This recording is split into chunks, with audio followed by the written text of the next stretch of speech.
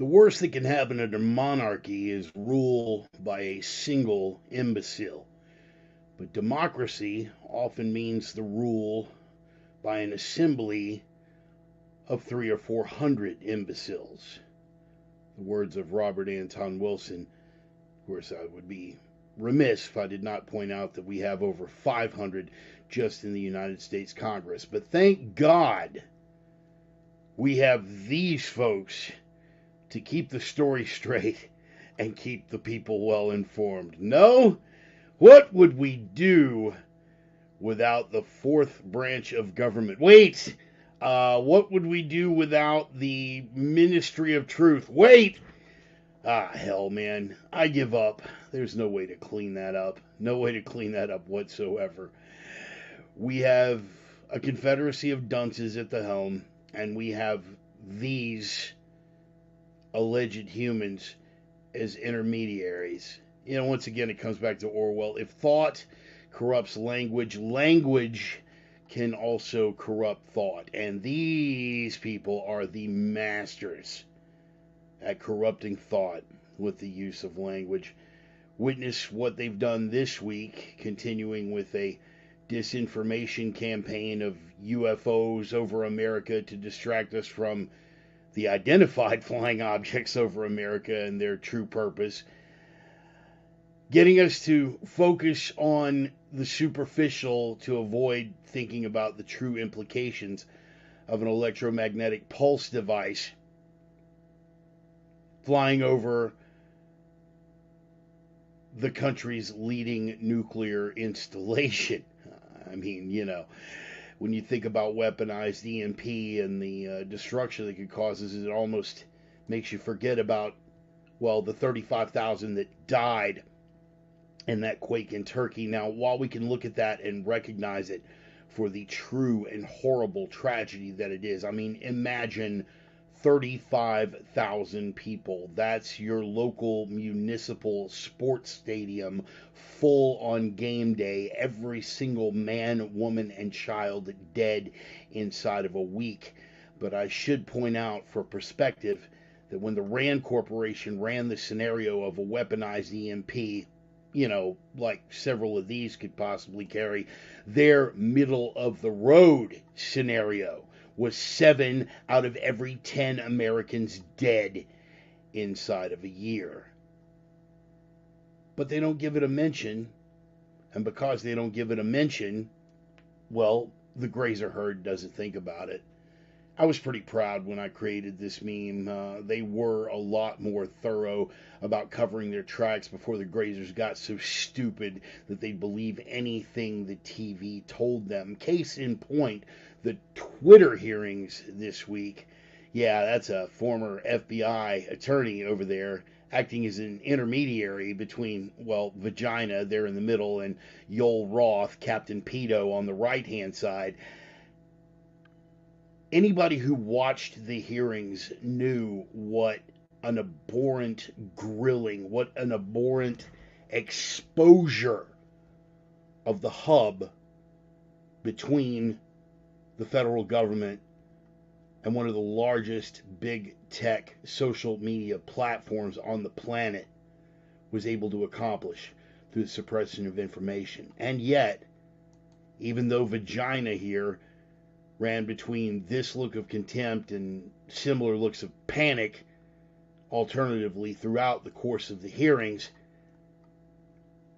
they didn't give it a mention, and the mentions that they did give it were pure spin control. As you've heard me say before here, if you control the stimulus, you control the response. If you control the perception, you control the reality. Another case in point, as we'll be discussing later in the sermon this week, marked the 10th anniversary of the rampage of Christopher Dorner. LA Police Department officer committed several murders, exposed corruption and brutality within the department. Now, Twitter spent the better part of the week denying the power that they truly have. They know it. You know it. I know it. The Ministry of Truth knows it, but they continue to deny that they have that sort of power to influence public opinion. But even 10 years ago, before it got nearly as bad as it's become now, what is the very first thing? What is the very first response that LAPD had in the midst of that crisis? An armed attack dog walking the streets with an arsenal of firepower, and the very first thing that LAPD was concerned about, the district attorney, the sheriff, has asked all members of the press to stop tweeting immediately. It is hindering officer safety. It wasn't hindering officer safety. It was hindering the safety of the narrative. Again, control the stimulus, control the response, control the perception, and you control people's reality. The realities that aren't controlled, critical thinking folks like myself, like a lot of you, are feeling this one from Orwell. The further a society drifts from truth, the more it will hate those who speak it. Now, we've had that example thrown in our faces all week long with the response to the hearings, with the media control of the narrative, but what it says to me is that this is the time to dig in. The further a society drifts from truth, the more it will hate those who speak it. Well, Mr. Orwell, you called it right, as always. But for those of us who are watching this program, at least, I think what it illustrates is that it is now more important than ever to continue speaking that truth, no matter how much it makes who hate us or why. The opinions expressed by the Reverend are his own and no one else's on the planet. Not friends, not foes, not supporters, not detractors, not sponsors, and I cannot stress this enough, certainly not employers. They have been adjudicated thought crime in all jurisdictions. Consider yourself warned. They are coming from the heart. They are guided by the mind, and they are guaranteed to choke you with a big, fat dose of swollen, turgid, thorny, oozing truth cock. Write it, bitch! Sorry, that could be the caffeine talking. Welcome back, boys and girls. It is time once again for the Sunday sermon.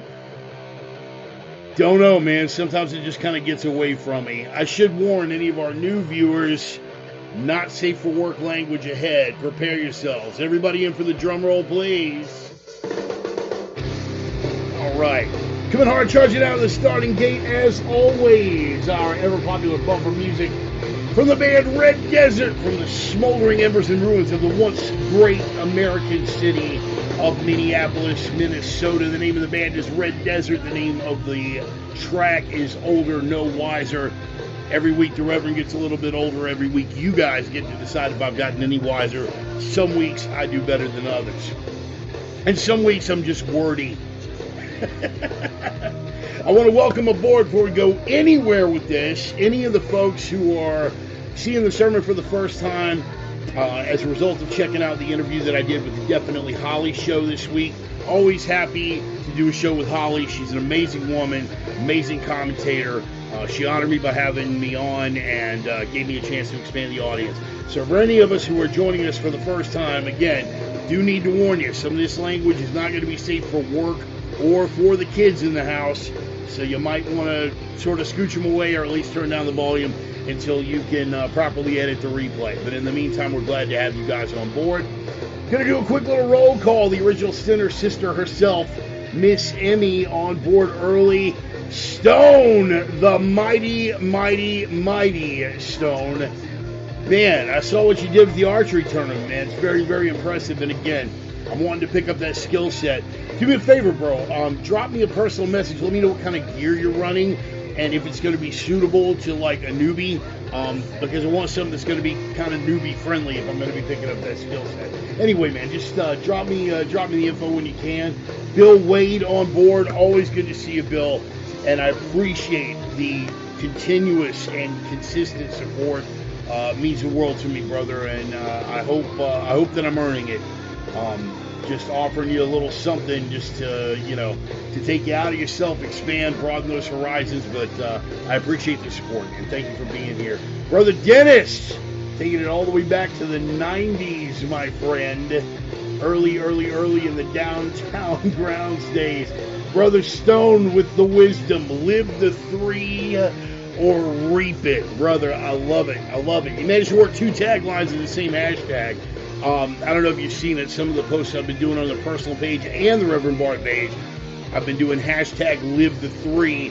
For those of you guys who are new on board, don't know about it, you will hear the prime directives at the end of the program, the 3 prime directives, but I'm not gonna give it to you right now. I'm gonna make you stick around to the end of the program, or at least wait until the replay airs and fast forward. But I'm not gonna make it easy for you. I'm gonna make you wait for it. But live the 3, man.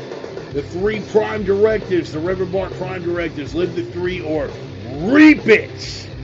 That's another one of my favorite little Reverend Bart hashtags. When you got these guys, and we tried to warn them, and we tried to instill some wisdom in them, they wouldn't listen. They were smarter than us. We were deplorables. We were smelly Walmart shoppers. We were, whatever the hell it was that made them decide to, quote-unquote, follow the science instead, or whatever they thought the experts were. And now they get to live with the consequences of their actions. As ye sow, says the scripture, so shall ye what? Reap it. Those are the seeds that you planted. Now you got to deal with it, man. We tried to warn you. Our conscience is clear. So for those of you guys who were wondering what that was all about, now you know. What do we got? Dennis. Yeah, Mike, I was on at 5:20. Forgot the window was open before I started talking. My voice does that to people, man. You know this about me, Dennis. You've known this about me since, oh, Jesus Christ, 1990, man. Wow.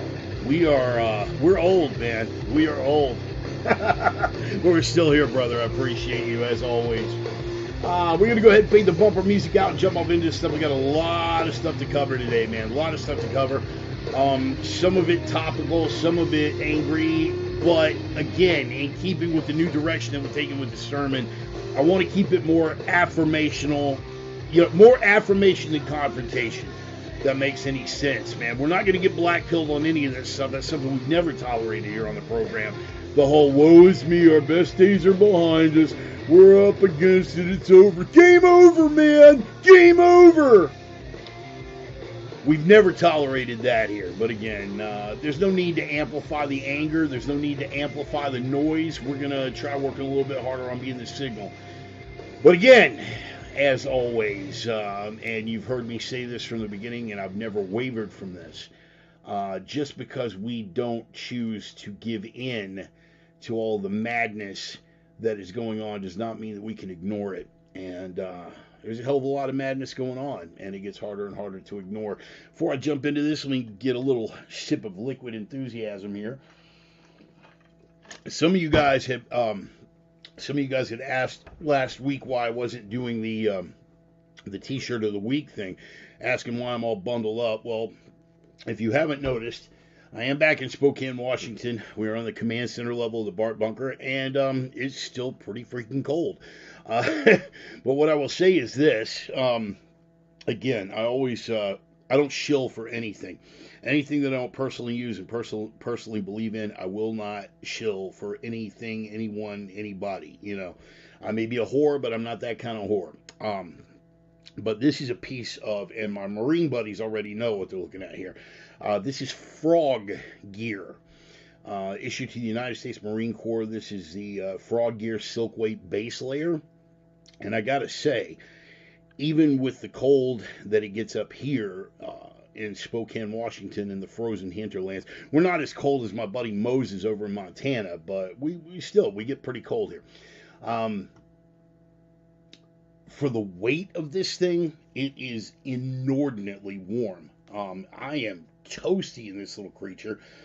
Plus, whoever the contractor is that put these things together for the Corps, this was a nice little thing on days that you don't have gloves. You got these little thumb holes in it. It's neat.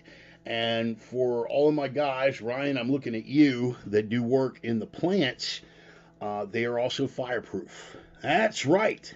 Fireproof and cheap. Those are two great tastes that would taste great together and would have been previously unavailable, or at least to my level of awareness. But now that I found this frog gear, hey man, we got options. It's good stuff. So yeah, it's keeping me nice and toasty warm here on the command center level of the BART bunker. It's even colder down in the bunker itself, over in that direction because, well, the bunker's 10 feet underground. So, so by temperature standards, this level that I'm on right here, on level 2 of the bunker, is absolutely toasty, and particularly with this piece of frog gear. Again, I'm not shilling for anybody here. I'm telling you about the gear.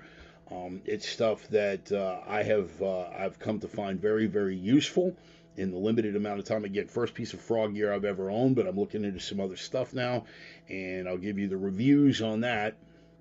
Something that you can poke into your emergency stores and things like that, particularly you guys that live in the cold climates. But yeah, United States Marine Corps contractor Frog Gear. Just look up USMC Frog. There are a couple of surplus dealers that I do business with, but again, they're not sponsoring the program. We're not giving them shout outs here. So, but yeah, good stuff. Anyway, want to go ahead and get the sponsor shout outs out of the way before we go any further. First and foremost, as always, Roman and his lovely wife Carrie, and Roxy and Allie, and the bevy of beautiful women over at opiumtales.com. They are the erotic pinups and portraits people. Roman has been a good friend of mine going all the way back to 1988. And wow, yeah, what, you were around? You were around before Facebook? You were around before Google? Dude, I was around before a proper freaking internet, all right? Anyway, Roman has been a dear friend of mine. He does outstanding watercolor work. So you've got beautiful watercolors of beautiful naked women, and you've got testosterone-driven commentary. There's a lot to like there. Hey, Brett, way to duck in on the side there. You tried to sneak in, but we caught you, fucker. Good to have you on board. But yes, so go check them out at opiumtales.com. Also want to give a shout out to my Viking brothers, Casey and Dusty Tellison, at Nordic Smoke Barbecue, the only legit barbecue in the Inland Northwest, period, end of statement, fucking done. They are out and about with the Viking Longship, their big smoker trailer. It's some outstanding product. Right now they're tied up doing Super Bowl catering. I am told that there is some big football game going on right now, which kind of explains the low turnout, and I'm totally all right with that. Look, man, I'm content to let people like what they like. If football, if your thing is wasting hours of your time watching illiterate felons kick a chunk of leather up and down a field, hey, more power to you, because I'm sure there are plenty of those people who think that I'm kind of an idiot for spending hours under heavy iron hurting myself and damaging my hands to the point of like nerve deadness from the wrist down, punching things and making myself harder to kill. Everybody's got their thing. I think yours is ridiculous. You probably think that mine is ridiculous, but I'm content to let you have it. So if you're watching the replay, I hope you enjoyed the game. I hope your favorite felons put more sports ball numbers on the scoreboard, or however it is that works. I'm not that ignorant about football, folks. I was an all-conference offensive lineman. I played all the way up through my senior year of high school, but due to my short stature, college football was not in the cards for me. And due to my self-respect, college was not in the cards for me either. So there's that. But anyway, big shout out to Casey and Dusty Tellison, my Viking brothers from Nordic Smoke Barbecue. They are out catering some of these Super Bowl parties this week. And I want to give a special shout out to Casey. You guys know he is literally the only live guest that I've ever had on this show. And we had to bring him here to the studio to do it. He is on the ass end of law school. He is going to pass the bar, and he's going to be an outstanding attorney. And in the meantime, between time, I will continue to pop up his book, Freaks of a Feather, published by Laytop Press out of Spokane, right here.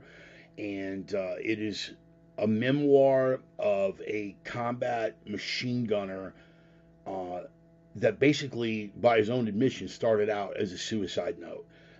If you want a walk on that inner landscape, and you're willing to go to those dark places that you will wish you probably hadn't, Casey is one of the most gifted writers for that sort of visceral material that I've literally ever read. And for you guys that have seen my book collection, you know that I don't say that shit lightly. He has an amazing gift, and yes, as Emmy said, it's available on Audible as well. So if you're not much of a reader, to paraphrase a Bill Hicks bit from back in the day, we got ourselves a reader. What you reading for? If you you'd rather just take that in an audiobook, it's there. It is available on Audible. Fantastic piece of literature from a very gifted writer and a good friend, and of course, those guys have been flagship sponsors of the program as well. So we're happy to have them on board. So shout out to Casey and Dusty. Shout out to Roman over at opiumtales.com. And for all the shit that I am talking right now, Roman is actually quite the football fan and is no doubt watching the big game right now. So when he sees this in the replay, he knows that it's all in good fun. We we keep judgments to a minimum here. Before we jump into Ryan's rabbit hole to start off the program, I want to give a special shout out and a thank you to Holly of the famous Definitely Holly podcast radio program, social media phenomenon. On the conservative side, she is one of the best assets that we have over here. She has been featured on Blaze TV. She's been featured on Newsmax. And she remains proof positive that conservative women are hotter than shrieking leftist fembots. So, but she is a friend, and she was kind enough to have me on her program. Hopefully we have picked up a couple of viewers or listeners or people who will be taking in the replay. I know that the fan page picked up several followers off the strength of that interview on that program. It was really cool for Holly to have me on. We had a good time the way that we always do. We are of very similar minds. If you find yourself 100% in agreement with someone, chances are they were sent by the FBI to keep track of you. So there are places that Holly and I disagree. For example, I am of the opinion that AOC is a terminal dimwit and an existential threat to everything good about the United States Congress and American culture. Holly is of the opinion that AOC is a terminal dimwit and a temporary threat to all that is good about the United States and the Congress and the culture. So, we do have our points where we disagree. But yeah, it was a blast being on her show again. And it was an honor for her to have me on. So thank you for that, and for any of you guys that have ducked over here, I'll give you the warning ahead of time. The filter that kept me from cursing on the radio does not exist here, okay? And a lot of the things that we are going to get into are not kid friendly. Now, I don't believe in censorship, and the worst form of censorship is self-censorship. It's necessary for the sake of the FCC when you're doing a radio program. But I am a foul-mouthed son of a bitch. I am a crass and vulgar creature. I want that out front so you know. If I'm not your flavor, totally get it. Not a big thing. You can watch the replay or not on your own time, or just pay attention to the Facebook posts where I tend to use the word fuck as less of a punctuation mark. But just wanted to let you know ahead of time, not out of the interest of censorship or putting on filters, but because I know a lot of you guys got kids, and sometimes you have this thing on. Like Dennis, we scared the shit out of Dennis because Dennis had the thing on in the background, and I haven't come on yet, and then all of a sudden here it is, boom, and I'm talking. If you've got me running in the background and your kids are running around, why do you need some foul-mouthed, toothless, fat, crippled crane operator cursing in front of your kids? So I figured fair warning.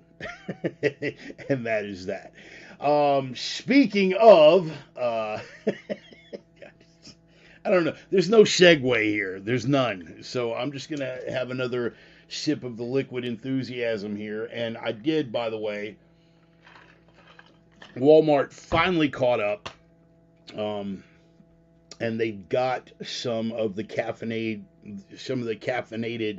lemonade packets shipped. Finally, I had not been able to find them for almost a month, and I found them here at the Walmart in Spokane, and I bought every box that they had. So if you guys are in Spokane and you're looking and wondering why you can't find them, hey man, Rev, I went looking for the caffeinated lemonade, dude, and it's all gone. I bought all of it. So get there quicker next time, sucker. No apologies. First segment, as always. And it's a popular segment. Let me get over here to the production screen, and that is going to be Ryan's Rabbit Hole. Every week we lead off this segment. It's a pretty popular segment. Get a lot of compliments about it. A lot of people send me personal messages like, hey man, the rabbit hole was really, really cool. I found a new area of interest. I found this new thing that I'm obsessed with. That's kind of the vibe here. Ryan is the guy that opened the door for me to get into operating cranes. He opened the door for that journey. He made it possible for me to change my life. One of the things that we bonded over early on is that we are both repositories of useless information, and the rabbit hole is sort of an homage to that. Every week, before we get started on the core material, we take this little rabbit hole. It's a little departure, a little poke into your bread oven, kind of take you off the beaten path and maybe into an area that you were not well researched in before, or maybe something that it's your first exposure to, something you've never heard of, and kind of drop that in your lap and maybe expand your horizons a little bit. Something that is outside of areas of interest, something that is outside of the mainstream reality construct, whatever it is. It's just a little change of pace, a little departure, to kind of take you out of your comfort zone, broaden your horizons a little bit. Some weeks we go philosophical, some weeks we go historical, some weeks we go esoteric, and those are the weeks that Ryan really makes me work for it because that's totally his wheelhouse. Some weeks we go conspiratorial. This week we're going conspiratorial with what you had previously thought was historical. And again, I should point out as a disclaimer before we go into any of these, when we do these rabbit holes, do not mistake anything for advocacy. Just because we post this as a rabbit hole is not saying that we endorse 100% of any of the subject areas. It's an area of interest, and that rabbit hole is there for you to go down as far as you are open enough to explore. There are facets of today's rabbit hole that I am 100% in lockstep on. There are plenty of facets about today's rabbit hole that I'm kind of iffy about. And I'll try to be as clear as possible where one ends and the other begins. But this week's rabbit hole, what do we know when I say maritime? When I say passenger ship disaster, what is the first word that pops into your head? Passenger ship disaster, the first thing that's going to pop into anybody's head. Whether or not you saw the James Cameron film with that Celine Dion song that makes me want to tear out the rest of my teeth with a dull set of needle-nose pliers. I am talking about the Titanic, of course. I am talking about the Titanic. It is a huge. I mean, it's one of those things that it's a disaster that was so huge that it has become iconic, right? Yeah, man, that thing's going down like the Titanic. Oh, this administration, this economy man, it's like we're just polishing the deck chairs on the Titanic. Everybody knows exactly what the hell you were talking about. It's one of those things that is just burned into the zeitgeist. It's burned into our collective memory. And there are plenty of facets of the official story.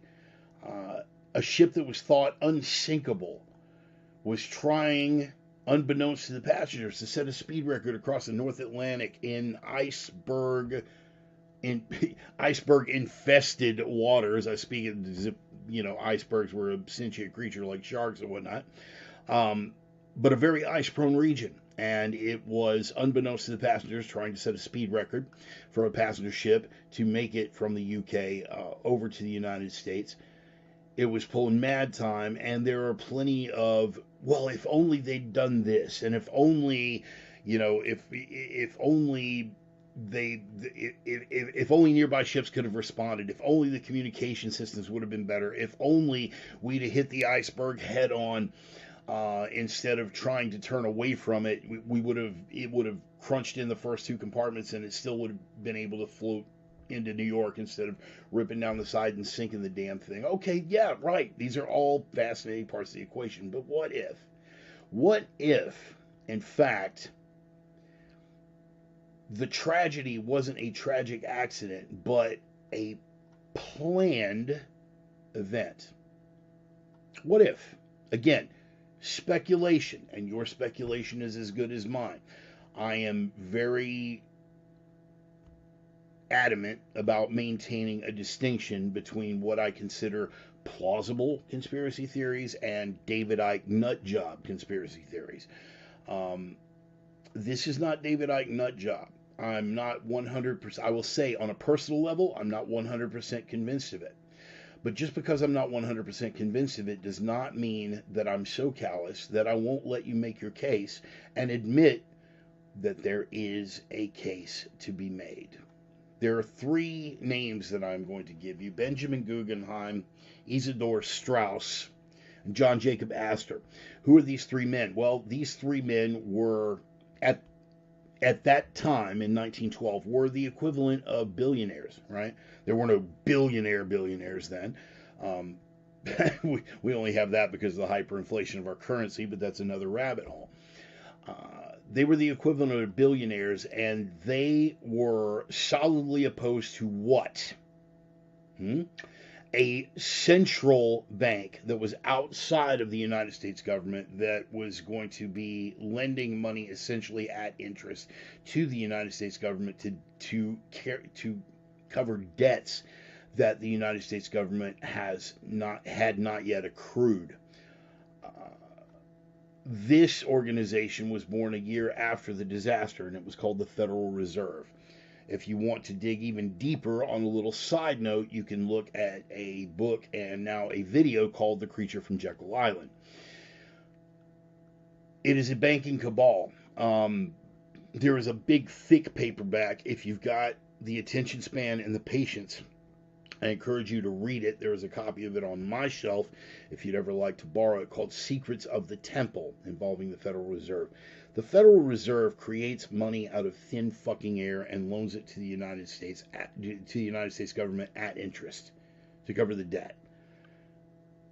Fiat currency is its own rabbit hole. The Federal Reserve is its own rabbit hole. But with regard to the Titanic, these three men were prominent millionaires with a hell of a lot of stroke, and the thing that they had in common, besides being rich fucks, was the fact that they all were vehemently and publicly opposed to this idea that was floating around at the time about what would become the Federal Reserve System a year later.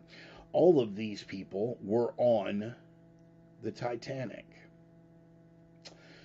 Well, that doesn't really say anything. They were rich people on the maiden voyage of a historical ship. I mean, it stands to reason, being the power players that they were. Right, but dig a little deeper. The White Star Line was owned by a conglomerate involving who? Come on, guys. You know this one? Do a quick Google search. J.P. Morgan. J.P. Morgan, who was an advocate for the Federal Reserve System. Now, they will hit you with the retort that one of the Rothschild's children, okay, Martin Rothschild in particular, if this was in fact a Rothschild orchestrated hit, as the story goes, they will say that Martin Rothschild was on board the Titanic, went down with the Titanic, and therefore why would they kill one of their own children? First of all, families like that, with that kind of power and that kind of stroke, think nothing of killing one of their own. Hell, the mafia operating at this level compared to the Rothschilds doesn't think anything about killing one of its own. So, no, the Rothschilds would not hesitate. But even assuming that there was any hesitation, Martin Rothschild's body was never found. He's on the ship. He's on the ship roster. He's not on the list of survivors. They say, well, it couldn't have been us because, well, I mean, we lost one of our own. We lost one of our own children. Well, oopsie. Yeah, they never found the body. So, again, there's a whole lot of speculation involved here, which is why I'm not advocating and saying that 100% this was a conspiracy of rich fucks to kill other rich fucks who were standing in the way of the previous rich fucks becoming richer fucks. But it stands to reason. Would they bring down something like the Titanic? Would they take 1,500 plus lives to kill 3 people? Yeah. Oh, absolutely. Absolutely. They would do that and worse. Do I believe that is necessarily what happened? I have my doubts. I think you can make a reasonable case for it. But here's what I will say in favor of the people that do believe, okay? Just because I am not 100% convinced, I think a case can be made.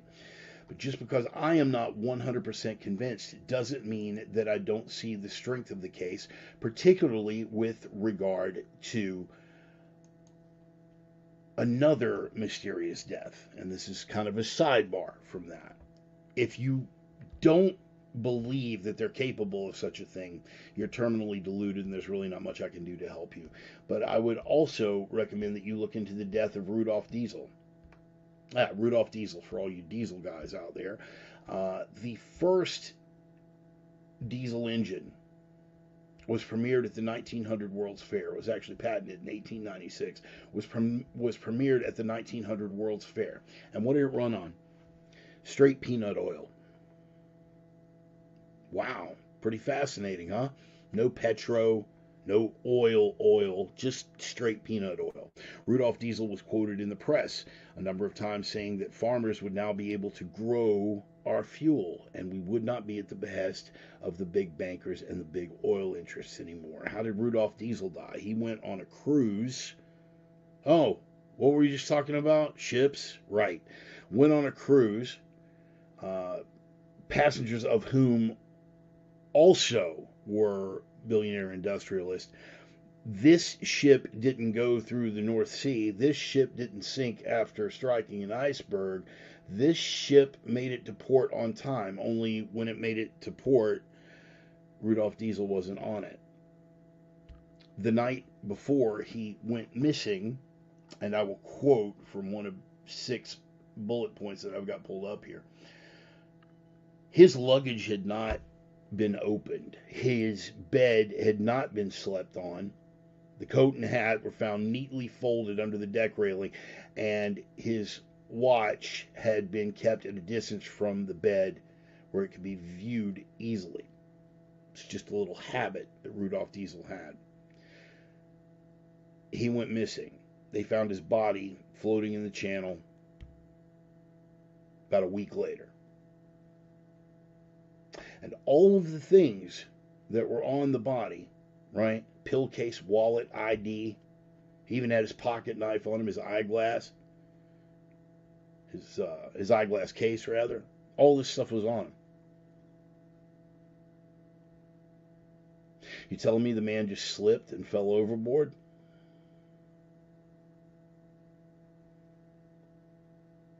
Point being, back in the day, it was a lot easier to control the flow of information, right? People didn't draw conclusions like this. Conspiracy theory wasn't even really a thing until after the assassination of John Kennedy. And the very term conspiracy theory was developed by the CIA as a propaganda tool to discredit people who refuted the official narrative. This was decades before that. There was no television. There was radio, there were telephone lines, telegraph lines. but information was not easily disseminated. It was very, very easy to control things, particularly for the rich and moneyed class. This is the importance of the rabbit hole, people. Was the sinking of the Titanic a Rothschild hit? Was the sinking of the Titanic a deliberate murder plot to ensure that the Federal Reserve, the whole program would proceed unimpeded? We may never know. Your speculation is as good as mine. But look at what it illustrates. That in a time where only the moneyed classes had control of what was printed in the newspapers, what was disseminated via radio, what was, what became part of the zeitgeist. They controlled the perception, they controlled people's reality. I'm big on that. I beat that point to death. It was a lot easier to control perception where there were fewer outlets, and it wasn't as easy to disseminate information. So, if the Rothschilds, or JP Morgan working with the Rothschilds, or the Gnomes of Zurich, or the Learned Elders of Zion, name it, decided that they would stage a disaster like this to distract from the fact that it was all about killing 3 people, that is exactly what would have happened. And the official story would have stood because there'd be essentially no sources to refute it. Understand? It wasn't until several years after this, U.S. involvement in World War I, where the alternative press first had its seeds planted. A book called The Masses, Echoes of Revolt. You should look into that book. But again, we are on this rabbit hole, and I want you to follow it and see how much of a case that they make for you. See how much of this you're willing to believe. Keep in mind when you go to do your Google search, the first 1, 2, 3, 4, 5, the first 7 responses that you're going to get are going to be fact checkers. Okay? And as usual, the fact checkers dispute none of the relevant information. They just discredit the people who are telling the story. PolitiFact calls it PolitiFact called it pants on fire. The Washington Post straight out put out an article that said fact-checking QAnon conspiracy theories, did JP Morgan, etc. The minute they start pulling up QAnon, they're trying to paint a picture. Okay? So, at the very least, I want you to take the value from this, that the control of information, whether or not you believe what's going on here, and again, I do believe you can make a case for it. The issue here is even decades later, what is their first impulse? We have to marginalize anyone who disputes the official narrative. So what does that tell you about where the people in charge might have been then, right? So before you callously rule anything out, I want you to really, really ponder that and take yourself down that rabbit hole. Look into the conspiracy, look into the Titanic conspiracy. That's going to be your search engine. And also, as a sidebar, look into the death of Rudolf Diesel. I don't believe that there are any secret Council of 12 or, any Omega concern. That is not my personal belief. I understand why people believe that, and I believe that some people make a very good case for it. I just don't happen to share that belief. But what I will tell you is this. Historically, money protects money, power protects power. No conspiracy required. And if money and power are protecting each other, what better way than to create a disaster like that? And what better way to control how people feel or how people perceive, again, perception being 9/10 of reality, what went on there and why, than to control the dissemination of information. Back then, they didn't have to work that hard. Now that we've got the internet, they're having to go back and retroactively control the spread of information and what people may think about that. because that rabbit hole may lead you to something else. And all of a sudden, you got people questioning every goddamn thing they've ever been told. You mean they've been lying to us? When people's first impulse is to tell you don't look into that, that's when you know that it is of critical importance that you do look into that, no matter what that may be. So, Ryan's rabbit hole for the week, the Titanic conspiracy. The Titanic conspiracy. Go and check it out. See how much of it you are willing to believe. See how much of it you find plausible. And that's where we're at. Roger! Holy shit, bro. No, you're good, man. You're good. There's no time limit. It's not like we're running a schedule here. You're not at work. You're not at work. There's no scheduled time that you have to be here. You know, sometimes I run late on this thing. Sometimes I just pull it for the week. David, good to have you. I almost forgot you packed it for the right on. Understood. Martin Rothschild was really Jack Dawson. Okay. Right. Dennis, you had to squeeze that one in on me. Right on. Yep, I was just thinking about that, Emmy. What did I miss? Talking about passenger on the Titanic this afternoon. Wow. Well, you guys are talking. What, you guys, we just went out and had coffee, and I'm not around. I'm sorry. I apologize. Anyway, that's your rabbit hole for the week. We're going to jump off into that. Again, follow it, man. Take a look. Get comfortable. And if you're on this show, if you're following me, if you're a friend of mine, if you're a fan, if you're just kind of joining us because, wow, there's some toothless cripple ranting and raving about some weird shit, chances are you're willing to have your beliefs challenged. And that is the number one thing. Why would they be so adamant about trying to do damage control on something that maybe happened in 1912? Why would they be so adamant about making sure that the algorithm is set to where your first 8 Google search results are going to be, dude, you're stupid for even believing that? Why? Because if you're willing to let one chunk of the official narrative go, considering the narrative itself is a house of cards, you pull that one card out, the whole thing collapses in on itself. So, never be afraid. And if they tell you Stone Cook, wow, man, I would have loved to have been there for that. Shit, like a family reunion, man. Cool. I'm sorry that I missed out on that. Don't be afraid.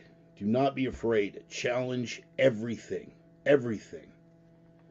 You remember once upon a time the hippies were really proud. You know, hippies on the left were really proud about their whole question authority mentality. But now that they are the authority, I've noticed that, you know, for people that still consider themselves hippies, for still considering themselves the resistance, they don't tend to question authority much. At least not until another Republican's in office. And even then, if it's a Mitt Romney Republican, they're not going to question authority. At their core, they are statists, they are authoritarians. You need to have the courage to question it, always. Even if it's something that sticks in your craw, especially if it's something that is a pure and sacred belief to you, an article of faith. That's when you absolutely need to be unafraid to question it. And that is that. The Titanic conspiracy, that is Ryan's rabbit hole this week. And we're just going to jump right into news item number 1. You guys know that I post my bullet points in the header, that I post to the Bart Stewart and the Reverend Bart pages. I've got all my bullet points on that. Watch the skies. Watch the skies. I want to believe. Show of hands, people. It's the Reverend Bart halftime show. Tommy, you just stepping away from the ball game to come see me, man. I don't know whether to feel honored. I don't know whether to feel honored that you stopped by just to see me at halftime, or insulted that you decided to watch the game instead of hanging out. But we're gonna let you get by, Tommy. We're gonna let you get by. Watch the skies. Plenty of you guys out there that that are what I call believers. Yes, You guys are believers in the whole UFO phenomenon. I have always been fascinated with the paranormal. Period. Even when I was a very very young child, the first area of interest, and I'll tell you how a lot of the you fear what you don't know. You fear what you don't understand. And even as a young child, and when I say young, I mean like 4 and 5. I had my first set of encyclopedias at the age of 5. I've been reading since I was 3. Um, I was afraid of a lot of things. And what I found was that if I was afraid of something, if I went and learned everything that I could on a particular subject, suddenly I wasn't afraid anymore. That is a value that thankfully has stayed with me for the rest of my life. And it's a value that if you don't already live, it is a value that you certainly should adopt. It will serve you well. My first area of interest was disasters, the thoughts of tornadoes, volcanoes, earthquakes, all of those things. I remember watching as a young child. There was a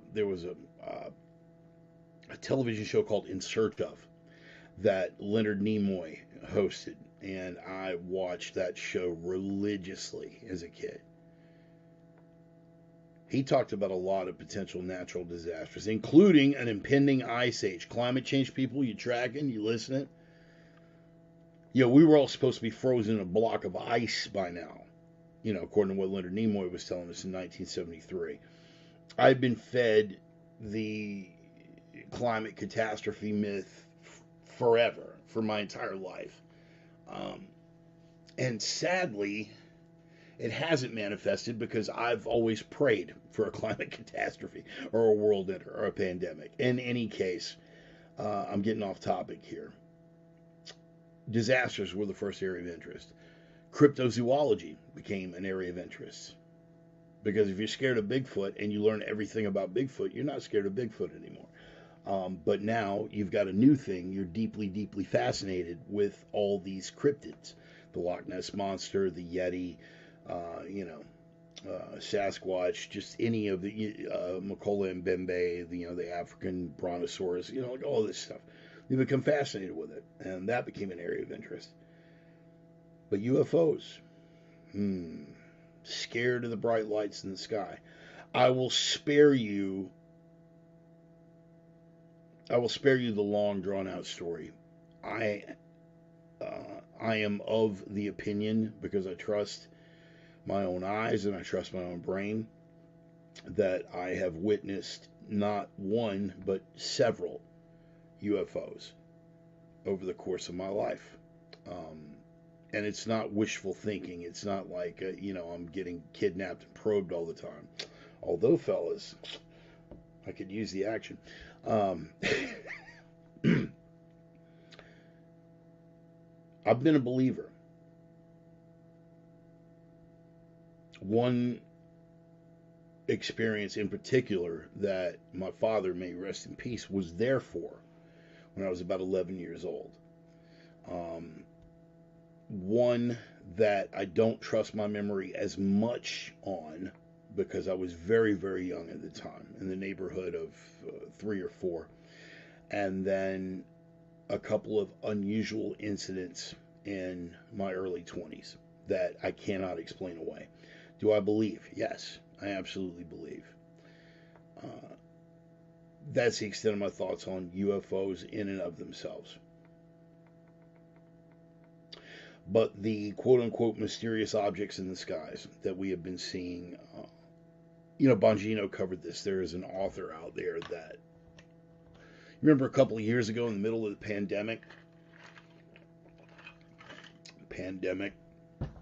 in the middle of the fear in early 2020, early to mid 2020, they started releasing U.S. government files that confirmed, yes, we know the aliens are out there. We are following this. We are following that. And a couple of people immediately jumped to the conclusion that the only reason they would bring this up now, after Project Blue Book was shot down, after all of the, after Majestic was shot down, after all of the things that the government has done, why would they be coming out with this now? They would be coming out with this as a distraction. I do not have any more information than y'all do with regard to whatever it is that's going on. But again, I am a big fan of using Occam's razor for something besides shaving my balls.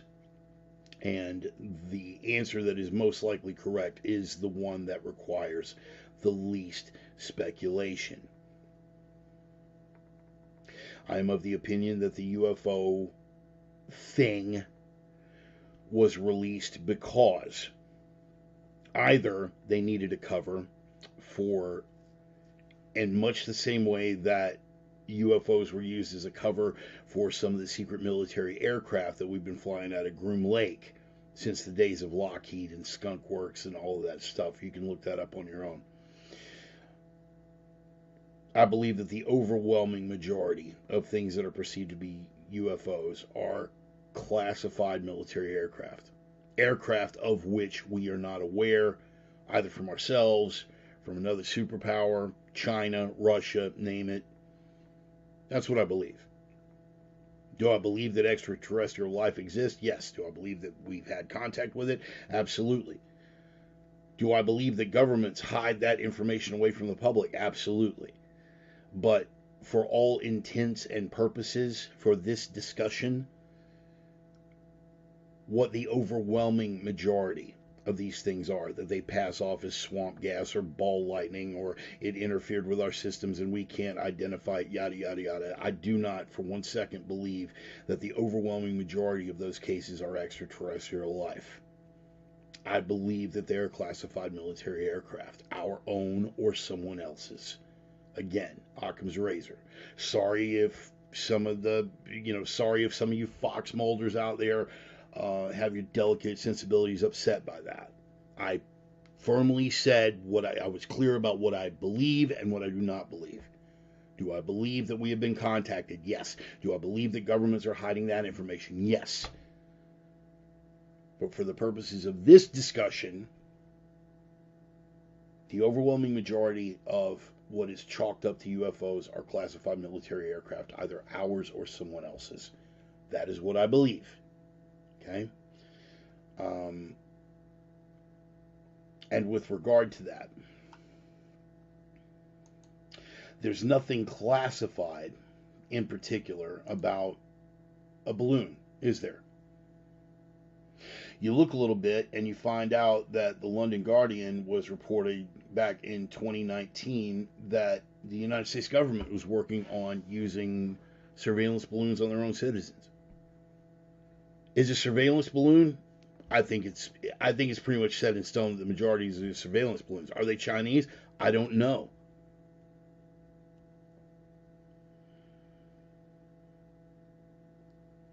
Is a foreign power spying on us? I would not rule that out. Is a foreign power not spying on us and they're using this as justification to advance a militaristic agenda and pad the pockets of military-industrial complex? Yeah, I could believe that as well. Well, so what are you saying, Bart? I'm saying I have no fucking idea, and neither do you. But here's what I will tell you about the things that I do know.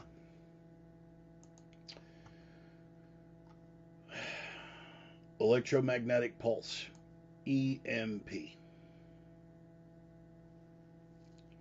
You remember this image from the opener? That is the earthquake on the Turkish-Syrian border. 35,000 people are dead. A weaponized EMP strike. Now again, a single balloon wouldn't be able to carry a device of that magnitude, to the best of my knowledge. Doesn't have the weight carrying capacity for a device of that magnitude as far as I know. An ICBM could do it. A submarine launched ballistic missile could do it. And again, for all I know, they could possibly do it with a single balloon. Best knowledge that I have says it would take at least a half dozen balloons to wipe out the entire power grid across the continental United States. If I am misinformed and somebody's got better information, I'm all ears. I'm all ears. I'm telling you, I'm being very specific about what I know and what I do not know. I want to communicate that clearly, people. Again, like with anything else, I'm always telling you, fact check every word that I say. I am not your fucking guru. I know what I know, and I know what I don't know. And I will draw a clear distinction between the two. In any case, that balloon that was over Malmstrom Air Force Base did have the capacity to carry a device big enough to knock out the power grid around Malmstrom, which is where we keep the bulk of our intercontinental ballistic missiles. Are you tracking here? But beyond that, the bullet point was distractions versus real threats in our skies. Is it military aircraft? I don't know. Do we know that? We know that. Is it ours? Is it theirs? We don't know that. What I can tell you is that if it is theirs, there is a very real possibility that it could be carrying an EMP capable nuclear device. And if you want a horror show,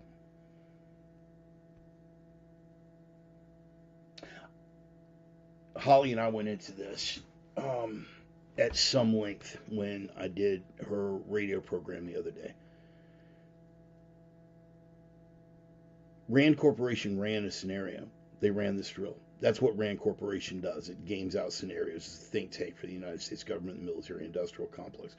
Their middle of the road scenario, not the best case, not the worst case, their middle of the road scenario was a Carrington event level EMP, weaponized or from a coronal mass ejection from the sun, that knocked out the power grid. 7 out of every 10 Americans dead inside of a year. I'll wait for that to sink in.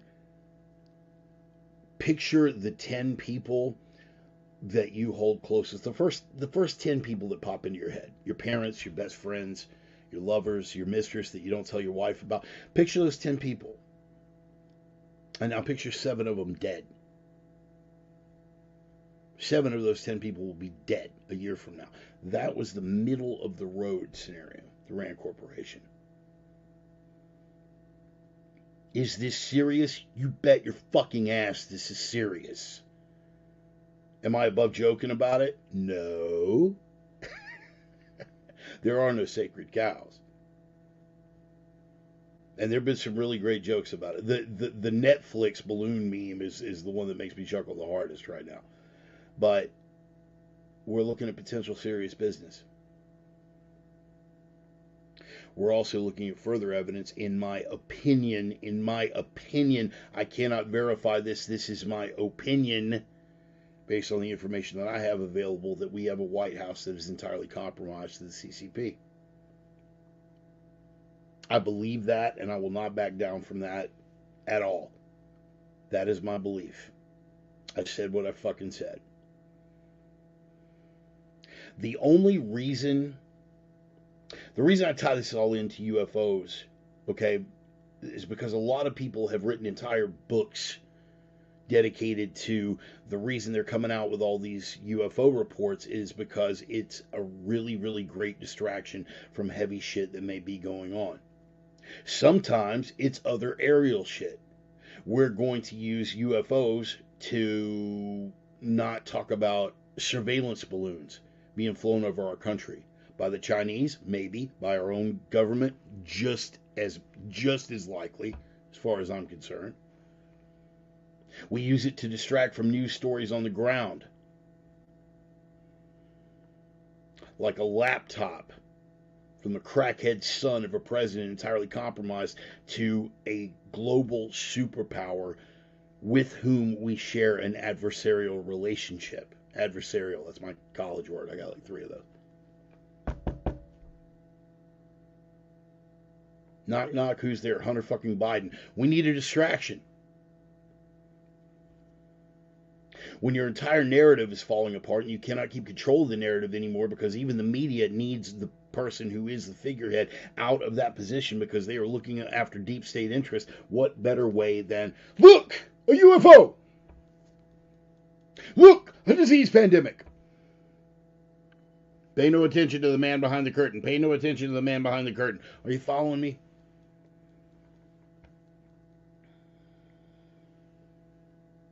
Could it be flying saucers? Could it be little green men? Yeah, all right, cool. But don't get your hopes up, people. Don't get your hopes up. What does the Reverend say? I'll tell you what the Reverend says. The Reverend says this is a big freaking distraction.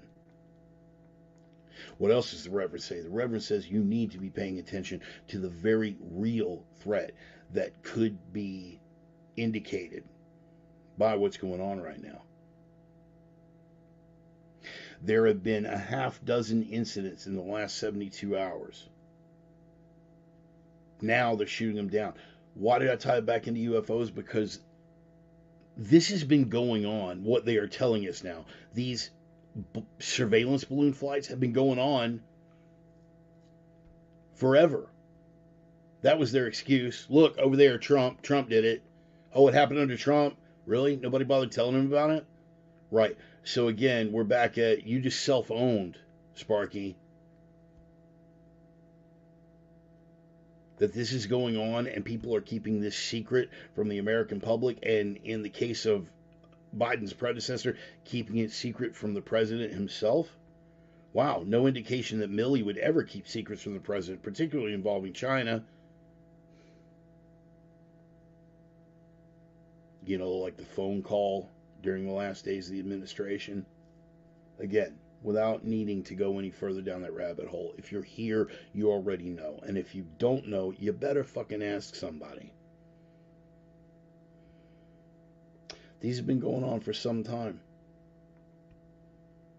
And the only reason that we knew about the first Chinese balloon was because some guy in Montana was looking out an office window in Billings and thought he saw a UFO. One of the instances that we're looking at today was over Havre, Montana. That is right over by Malmstrom. I have friends who work nuclear security on the ground at Malmstrom.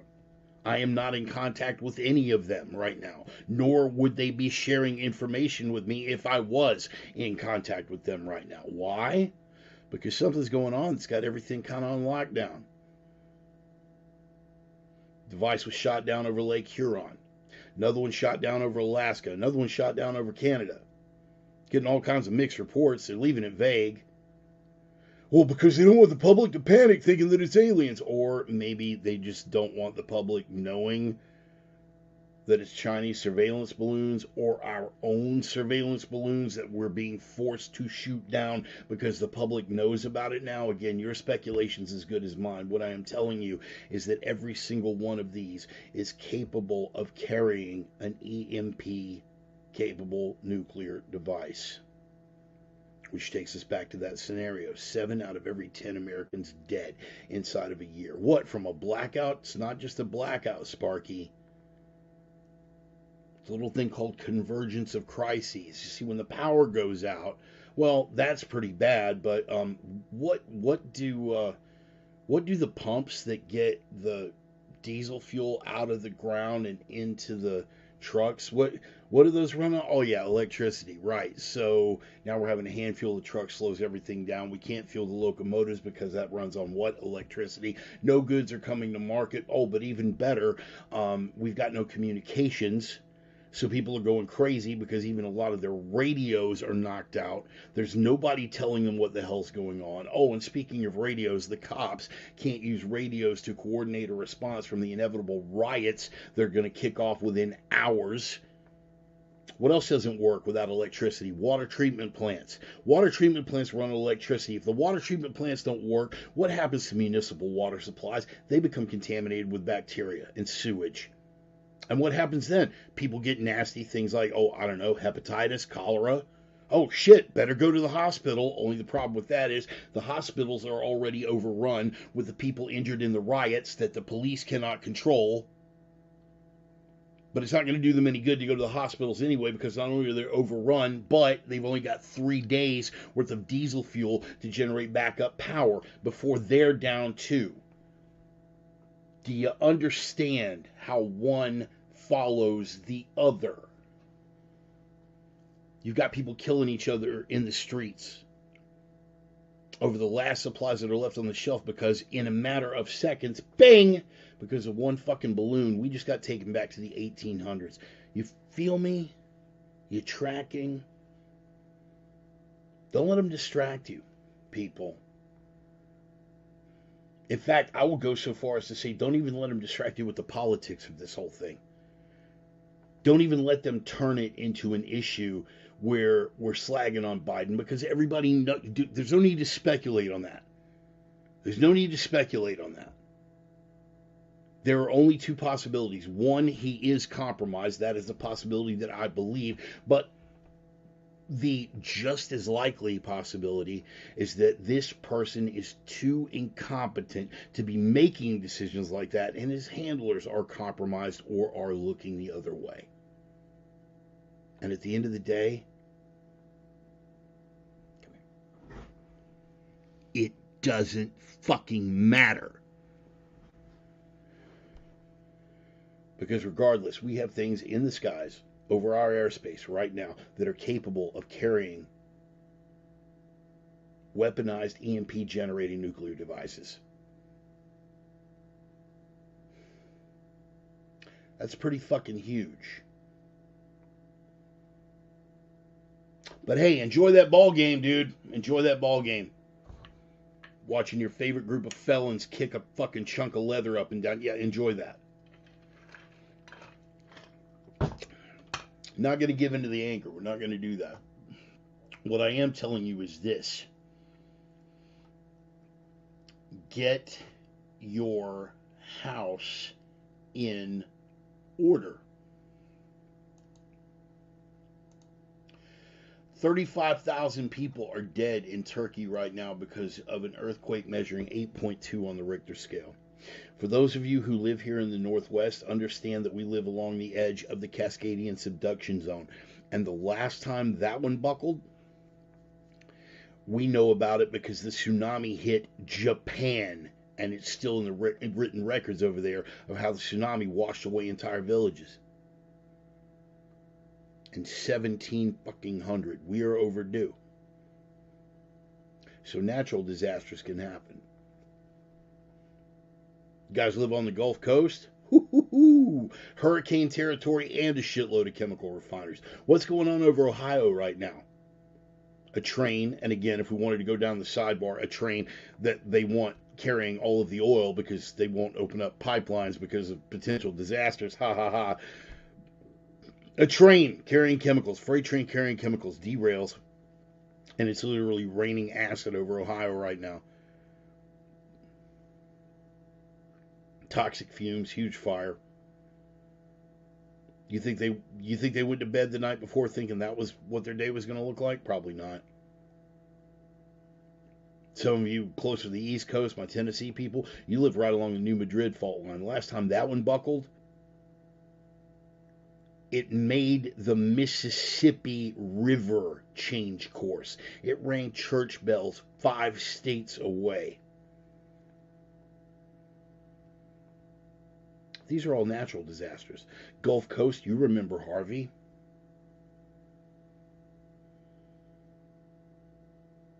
Guys who live in Montana, you're living on top of a volcanic caldera. Montana and Wyoming, technically.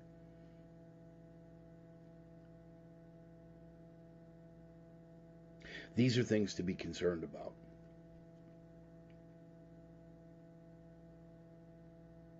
Even assuming all the stuff in the skies is just a distraction, you had better get your fucking house in order. If we want to take it back to something positive, again, more affirmational and confrontational, this should be your motivation. If it wasn't enough to think about the natural disasters going on in Turkey, if it wasn't enough to think about the potentials of earthquake zones here in the United States or the chemical leak going on from the derailed train up in Ohio, if none of these things were enough to shake you up, and you're really that hell-bent on, what's going on up there? Is it flying saucers? What's going on up there? Okay, cool. If that's what it's going to take to motivate you, great. Understand that what's going on up there could be carrying an EMP-capable nuclear device. And a coordinated attack on our electrical infrastructure with such a thing could bring about that exact worst case scenario. So if nothing else motivates you to get your house in order so you are ready on behalf of your friends, your family, the people that love you, the people that count on you, even then there is no guarantee. Yeah, man, I'd rather just not prepare, dude. If it's going to go like that, I'd rather die in the first wave. All right, cool. Kill yourself. No, really, man. I want to know how committed you are to this premise. I'd rather be one of the first to die. That's great. Cool for you, Sparky. But what if it doesn't come down like that? Have you pondered the thoughts of your little girl? Why did I pick little girl? Because that one's going to tug at your heartstrings. That's the way propaganda works. If the administration can pull it, I'm going to fucking pull it. Have you thought about your daughter tugging at your pants leg going, Daddy, why does my tummy hurt? Knowing that the answer is because we haven't eaten in 4 days?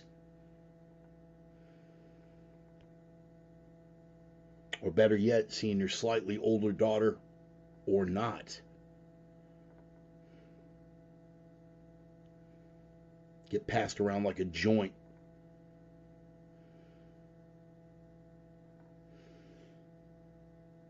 That one even got me. Getting passed around like a joint by a group of predatory miscreants because you didn't have the wherewithal to protect them, and the cops aren't coming. No one is coming to save you. You better thank God that the lights are still out, because that way you can't see it as clearly. Oh, am I getting to you yet, Sparky? Get your house in order. Because once whatever happens, it's out of your hands. I talk a good ball game because I live a good ball game. I am dug in like an Alabama tick. Plenty of all the basics. Beans, bullets, band-aids, and my favorite, bleach. Got it all. But if there is one weakness in my armor, they take me out just as easy. I'm not Superman. I'm just dug in a little better than you.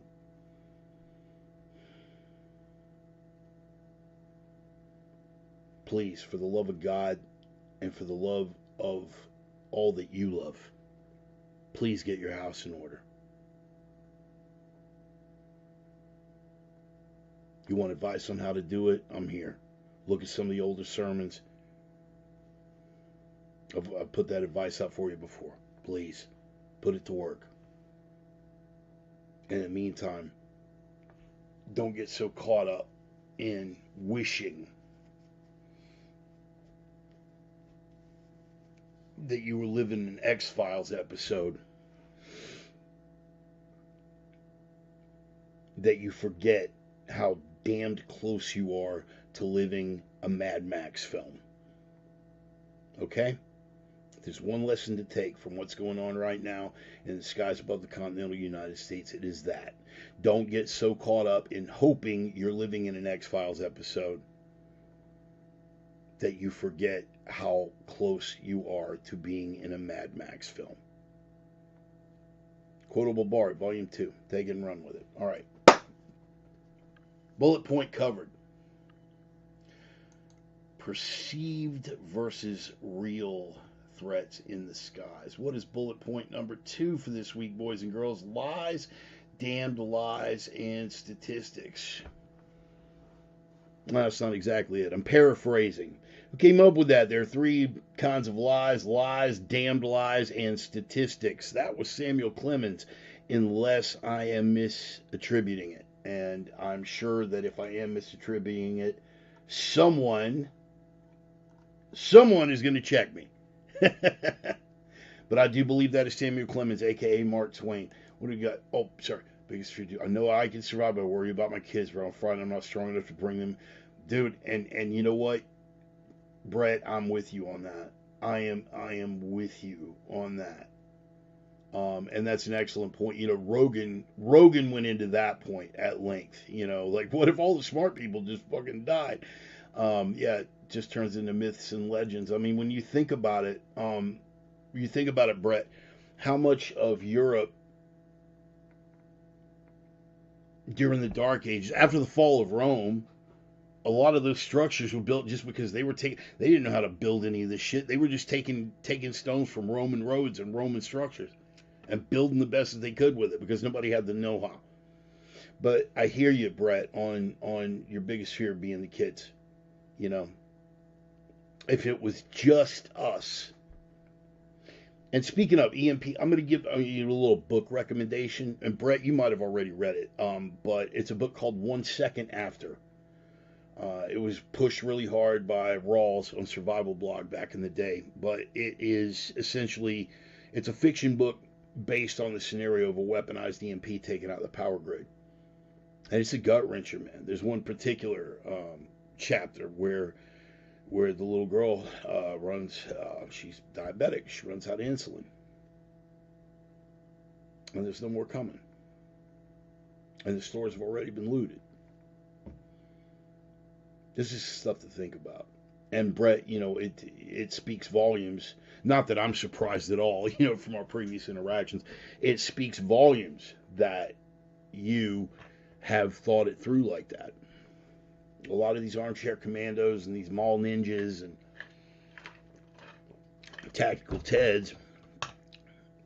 Yeah, man. Yeah, I'm dug in. I can make it. I can make it. You got kids, bro.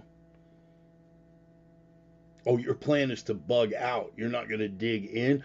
Have you thought about bringing extra supplies for the kids? Have you thought about how much it complicates your mobility and your defensive plans to have these kids on board in a bug out rather than a hunker down? And it's even worse on the other side, you know, the betas, the lefties. Well, man, if society takes a shit like that, I don't want to live anyway. All right, cool. But your kid might. You think about that? You know, the lefties out there that have kids and haven't refrained from having kids because, dude, it's a drag on the planet, bro. Whatever. This is stuff you need to think about. This is stuff you need to be getting your head around now. Because once the if you'll pardon the expression, once the balloon goes up, it's too late. It's done. Imagine if it happened 10 minutes ago and it just hadn't gotten to my sector of the power grid yet. You guys are still watching my program and then all of a sudden, blink. Nothing. Power goes down and it does not come back on.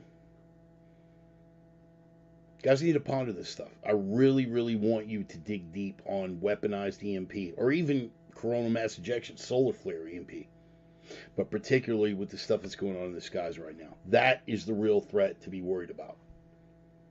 They're spying on us. Well, maybe, but there's nothing that they could have gotten from balloons that they couldn't have gotten just as well with their surveillance satellites. Whether it's us spying on ourselves or the Chinese, it doesn't matter. There's nothing they can get by balloons that they couldn't have gotten with the satellites. Are they sending a message? I don't know. Are they trying to flex? I'd say that's a virtual certainty. Are the Chinese our adversaries? Without a fucking doubt. Say what you want about Darth Cheeto. Say what you want. Hate all you want on the Mango Menace. He was the first president in my adult life that took the Chinese seriously as an adversarial threat. Nobody since Reagan has done that. The Clintons certainly didn't. George W., he was too busy focused on other shit.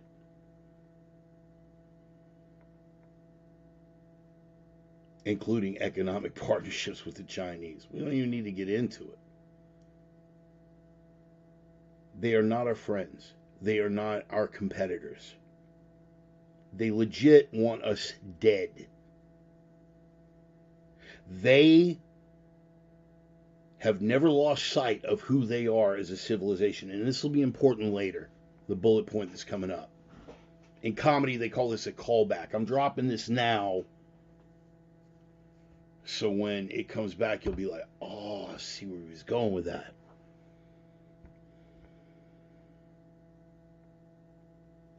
Because they have not lost sight of who they are as a culture and a civilization. Because they have not gotten caught up in ridiculous distractions involving people's emotion. That is a thing. It's a luxury that they have as an authoritarian society.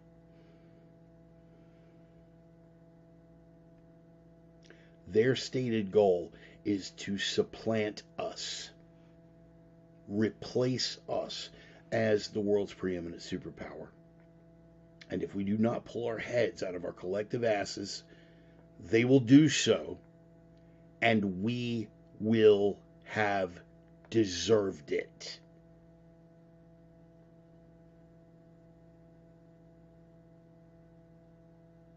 Real threats versus distractions. We move on. Lies, damned lies, and statistics. That's what Samuel Clemens said. Lies, damned lies, and the Twitter hearings. What? If you guys have been paying attention to that this week, we've talked about now threats. I have taken a pledge against all threats to the Constitution, both foreign and domestic. We just spoke about foreign tying into domestic, and now let's look at it right here at home. The nature of the hearings wasn't just about Twitter. The nature of the hearings was about them weaponizing the Department of Justice, weaponizing Merrick Garland's DOJ against the right wing.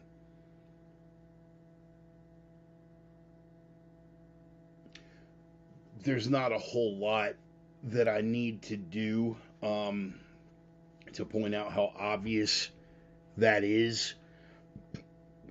And I won't go through the trouble of trying to point it out to the fawning faithful, because they're never going to believe it anyway. Actually, half of them will never believe it anyway, and half of them are fully aware of it, and they just don't care because their team is in charge. Their team is winning.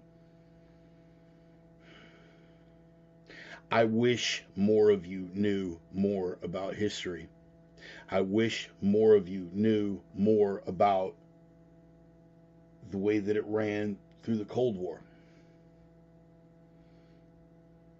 What the Stasi did, turning family against family, neighbor against neighbor, because it's happening right now, right here in the United States, right in front of our faces.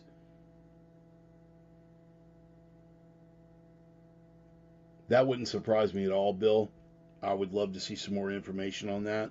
But, I mean, you've heard me say this before, Bill. You've heard me say that we have mapped the entire human genome. You can specifically engineer viruses that will isolate and target specific genetic markers, or will bypass certain genetic markers. That's well within our capability. And we're sending scientists and money over there. Again, happening right in front of our faces. Have we gone full bore tyranny yet? Can you hear my voice? Yeah. Then no. No, we haven't. No, we haven't. But they are laying the groundwork. They are laying the groundwork as incrementally as they can, as incrementally as they know how, with the limitation being that we do live in a representative republic. Ostensibly representative republic. But again, the hearings this week, if you want indications of where it's headed, I wish that all of you could have taken the time that I had at my disposal this week to watch as much of those hearings as I did. Because then you would be just as appalled as I am when you go to Google after watching the hearings and seeing what actually happened, how the weaponization of the DOJ was laid bare, how the FBI worked hand in hand with a social media platform to censor conservatives and actually spy on and suppress American citizens. When you look at how it was laid bare to where no one with two brain cells to rub together could deny it. And then you go to Google, granted, CCP as it comes. I haven't even bounced over to DuckDuckGo yet to see what the In fact, let's do that. I'm going to go over here and I'm going to open up one more tab.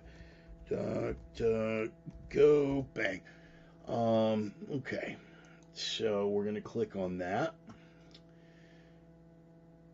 The search that I ran first was through Google because that's what 90% of the herd uses. So if you want to see what the narrative is that's being sold to the herd, you got to go through Google. Otherwise, you don't have an idea. I mean, yes, there are other search engines that are specifically geared to opening up, but again, you can't always listen to Fox News or Newsmax or you don't understand what the other side is thinking. We went into that some on Holly's show as well. I listen to NPR. I listen to CNN. I grit my teeth and listen to MSNBC because that's just hard to stomach. But as Jonathan Haidt's work has shown us over and over and over again, conservatives have a much better peg on what liberals are thinking than liberals have on what conservatives are thinking. Because they are a cult. They are the cult that they project onto us. They never step outside their thought bubble. They are an orthodoxy. They are a religion, and anyone who disagrees with any facet of their shit is a heretic. So yes, I use Google for those searches because I want to know what the rest of the herd is being spoon-fed. The search term that I used on Google was Twitter hearings. 2 words, very simple, no quotation marks. Twitter hearings. These are the first results it pulled up. Newsweek, Jim Jordan was made to look foolish in Twitter hearings. Absolutely not. The Independent, Marjorie Taylor Greene and Lauren Boebert used Twitter hearings to complain about their own accounts. It was a little deeper than that, Sparky. Third one, oh wait, so we've got Newsweek, we got The Independent, what's the third one? MSNBC, Trump's Twitter spat with Chrissy Teigen turned into a hilarious gotcha moment. C-SPAN, Twitter's response to the Hunter Biden laptop story. That was the fairest headline that I've seen so far. The Hill. Are you ready for this? The Twitter bias hearings point to favoritism, but not for liberals. They are essentially insinuating with a straight face that Twitter was in fact biased to help conservatives. In spite of the Twitter files, in spite of the actual memos and the actual emails, and quoting them in their own fucking words, they are saying that to the herd with a straight face. And sadly, some members of the herd believe it. Because they're dumb, because they're uninformed, because they are weak, fearful, and easily led. Again, just the search results off of Google for Twitter hearings, it's completely outside of what actually went on in those fucking hearings. It's appalling. But let's, just for the sake of, let's bounce over to DuckDuckGo for a second, and we'll enter Twitter hearings. Bang.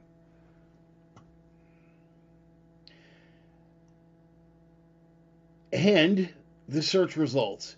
Key moments from House Oversight Committee's Twitter hearing. Twitter House hearing room abruptly loses power, halting hearing.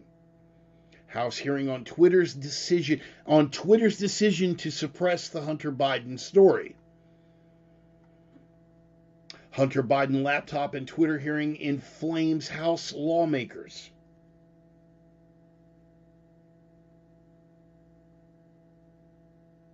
Do you see a difference? This is how they control the narrative.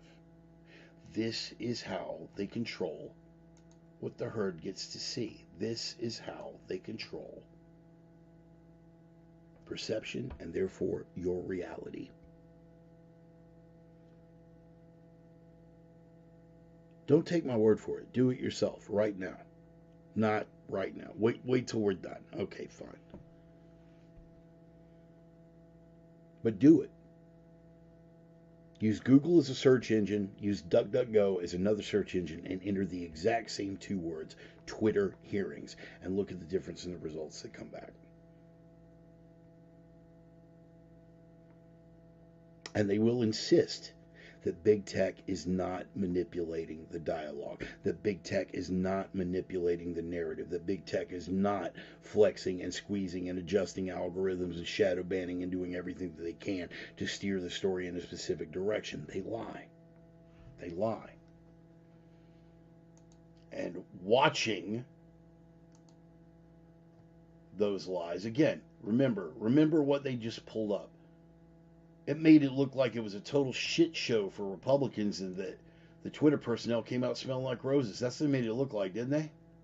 I'm going to play you a little sound clip here and go ahead and bounce that volume up a little bit.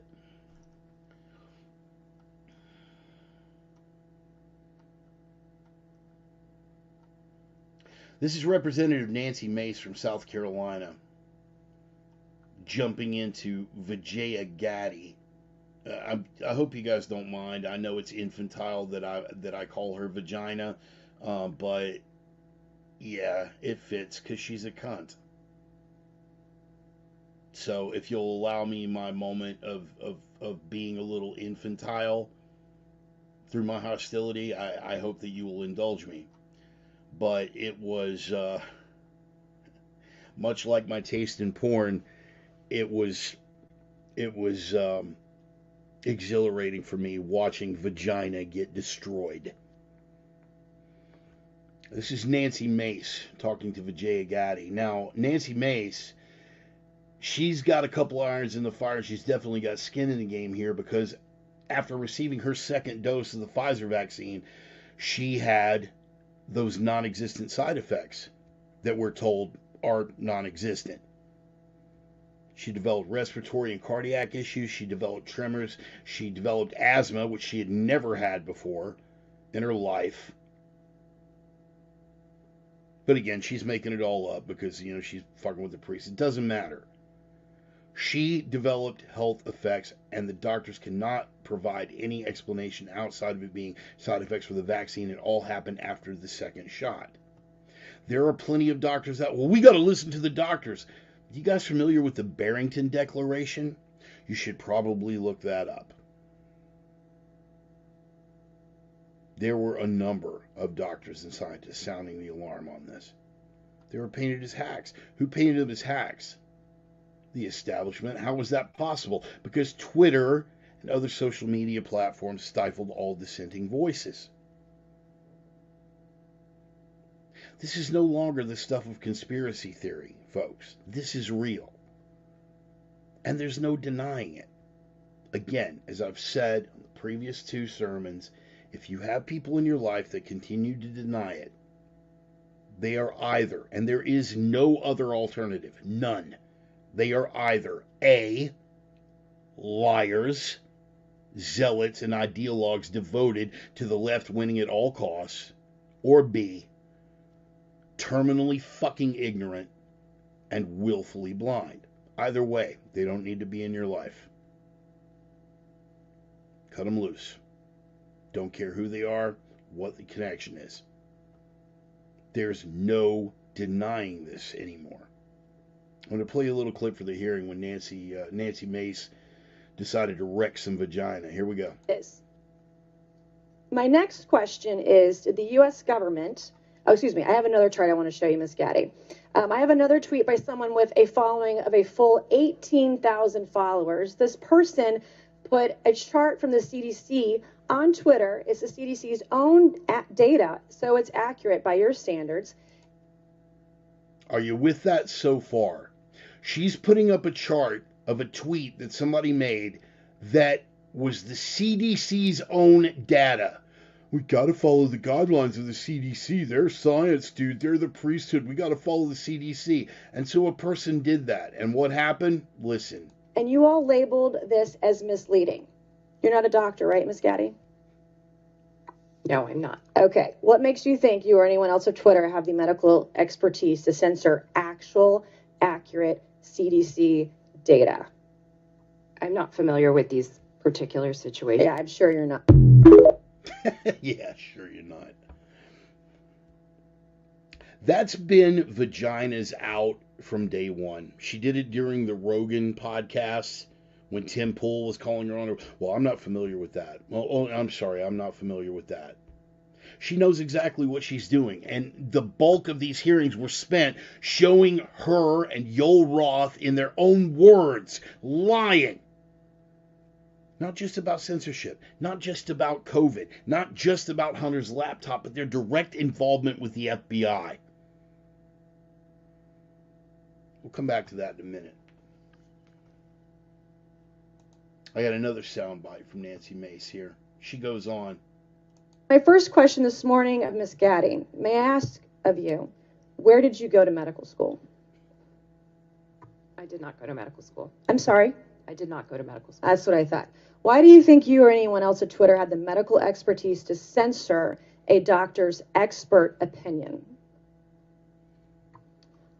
Our policies regarding COVID were designed to protect individuals. We were seeing... You guys censored Harvard-educated doctors, Stanford-educated doctors, doctors that are educated in the best places in the world, and you silenced those voices.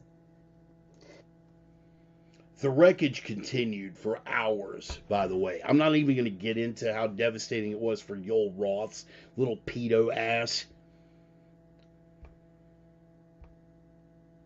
It was hours of this. Hours of this. And what do we get from Google? Jim Jordan was made to look foolish. Marjorie Taylor Greene and Lauren Boebert used Twitter hearing to complain about their own accounts. Bias hearings point to favoritism, but not for liberals. It's a joke. Actually, it would be a joke if it weren't such an appalling, pus-dripping lie. And these are the people who are making the decisions as to what you get to see. I want you to get very, very comfortable with waving it in people's faces. Because as the narrative falls apart, they fall back on what the left always does. The left will always demand tolerance until they are in control. It's been their way from day one. They demanded freedom of speech back in the Berkeley days in the 60s until they get in control, and now they want to suppress free speech. They demanded acceptance until they are in control, and they'll be damned if they'll accept anything outside of what the orthodoxy has given them. I want you to get very, very comfortable with waving it in their faces. We don't have to be nice anymore, people. Being nice gets us nothing. Well, we just have a difference of opinion. No, you're lying and you're dumb.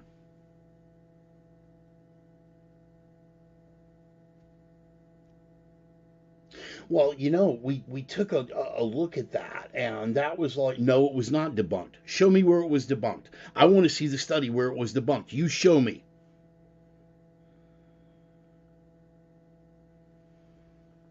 Well, I'm proud of myself because I followed the science. Really, what science? Show me. Show me the study. Show me the fucking study. Platitudes won't work anymore. Playing nice won't work anymore. Do not let them off the hook. Their mouth is on the curb. Stomp their fucking heads. I don't care who they are. I don't care if it's your mother.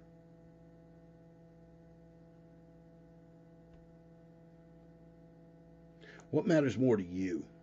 A superficial connection with somebody you're barely fucking attached to anymore, or the fucking truth? Decide. Because we're heading into the late innings now, guys. To go with an MMA analogy, we're heading into the championship rounds now. This is the 4th and 5th round. This is when the shit counts. There's no time to be nice anymore. Want you to know what was being hidden from the public. The fact that things are being hidden from the public will also be hidden from the public who didn't watch. Exactly. Exactly, Dennis. That's the whole fucking thing. You totally encapsulated the point that I was trying to make there.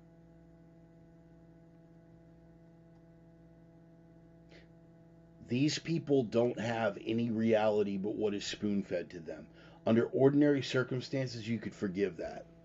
You're an ignorant fucking toad. Go on about your life. Stay out of my way. But unfortunately, the stakes are too fucking high now to let that happen. Live and let live? Fuck you. You spent 2 years calling me a grandma killer because I didn't want to give a government the power to force injections on me. You spent 2+ years saying that people's kids should be taken away, that we should be in prison, that we shouldn't be allowed to work, that we should be starved to death or denied medical care. And now I'm supposed to play nice? Fuck yourself, Sparky. Fuck yourself. I know who you are now. You showed us. And I will never forget it.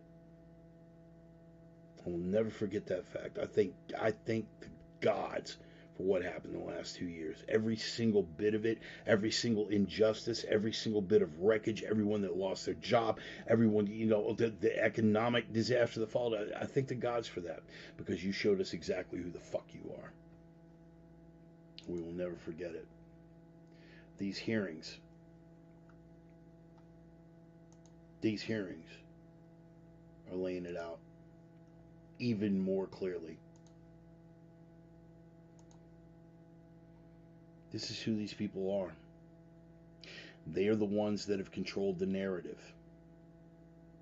They are the ones that continue to control the narrative. Why? Because in spite of the damage that they've done to them, we go one step higher to fucking Google, and you go to look for information on what happened to them,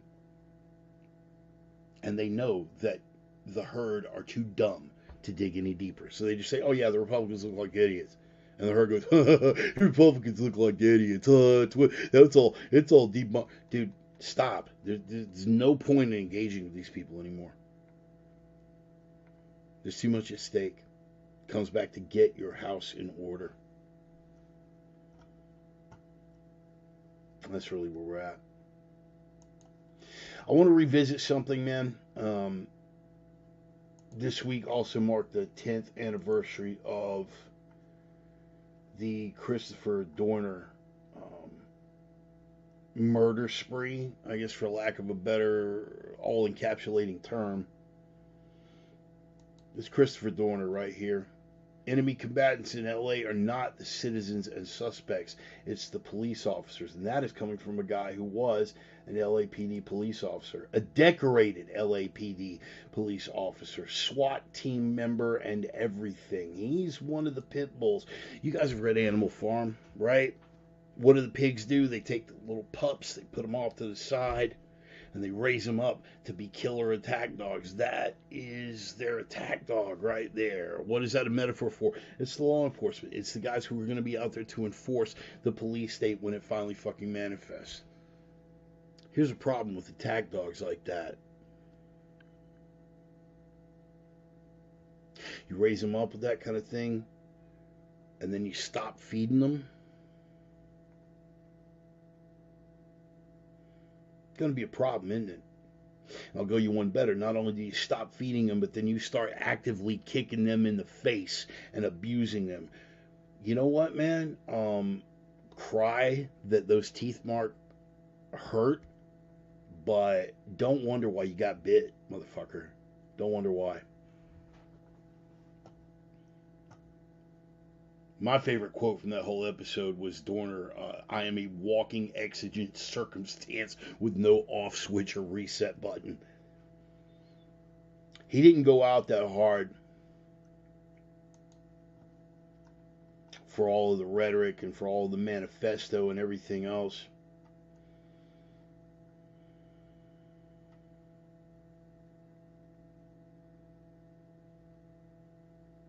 First people, the only people he really fucking killed were law enforcement officers, brother cops, and the daughter of a police captain that had retired. But he was the model. Why am I bringing up Dorner? You'll hear it, and you'll understand. When I get to the end here, you will understand why I'm bringing up Dorner 10 years hence.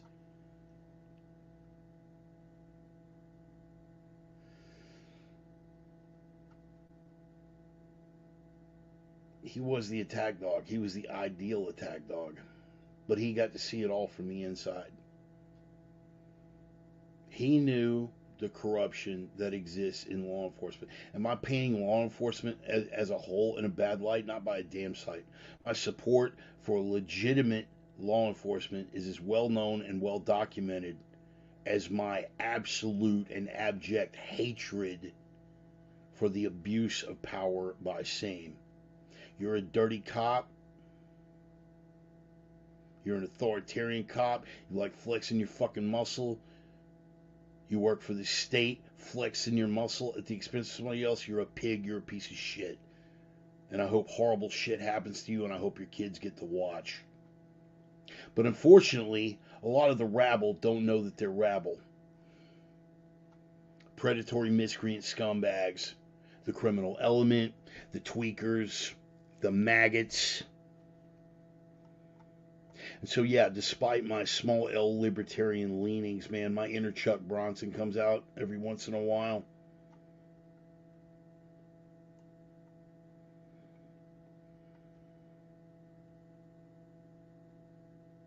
When they took him out, see if this sounds familiar, because he stayed on the run for a number of days, and the cops embarrassed themselves even further by shooting at people that looked like Dorner, who was black, by the way. You know, that old stereotype about cops think all black people look the same. But even black officers were shooting at other black fucking suspects because they look like Dorner. Happened more than once. I want you to look it up. Your Google word, I'm going to say Christopher Dorner manhunt. Look that up.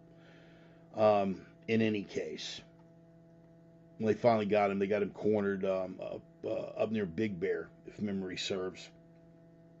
They fired pyrotechnic devices and gas into the cabin, which burst into flame. Oh, okay. They set the place on fire with pyrotechnic devices and tear gas. Wow, I don't know. It sounds vaguely familiar, like I might have heard of something like that happening. Oh, I don't know, at the Move compound in Philadelphia, or the religious compound of the Branch Davidians in Waco, or the SLA shootout, anything like that. I'm sure it was totally coincidental. I'm sure they didn't mean to take him out like that. Whatever.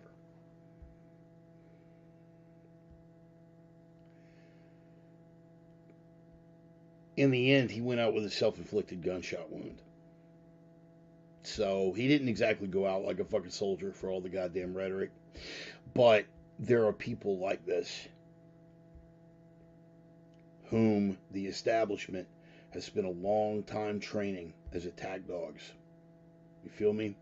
Some of them are law enforcement. Some of them are military. Some of them are, private military contractors with a background in both.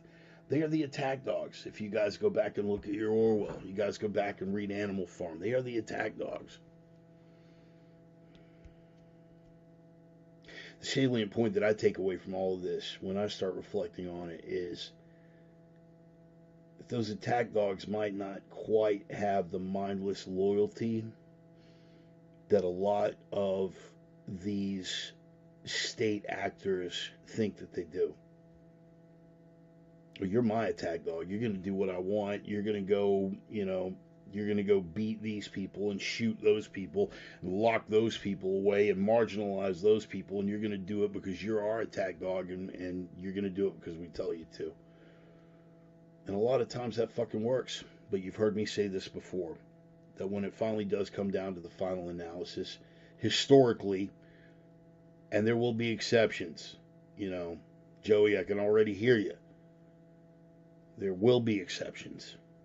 Some people are so consumed by their connection to authority and the power that comes with it that they will not change. Historically, it breaks down like this. The military sides with the people, the law enforcement, exempting the sheriff's department, sheriff's deputies, side with the system. There will be exceptions on both sides. But the thing that I take away from Dorner in that incident, he was one of the top tier attack dogs. He's an A-level guy.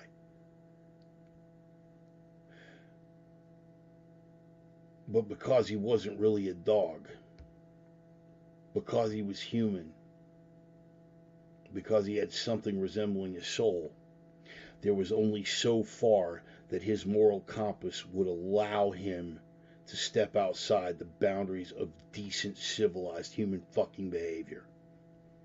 Did he beat some guys over the course of his career? No fucking doubt. I'm sure that he laid many an unnecessary beat down along him. I'm not deifying or demonizing Dorner. Probably did some bad shit. Probably framed people for drug deals, planted evidence, beat people up, all these fucking things. But it wasn't about him. It was about, because he was an attack dog, it was about the system that he represented. Do you feel me? Hear what I'm saying? Doesn't matter how, because yes, he was dirty to this fucking level. But the dirtier the system he worked for got, it went past his threshold. Are there other cops out there like that? Bet your ass there are. Thousands of them. The Vic Mackeys and the Lonzos outnumber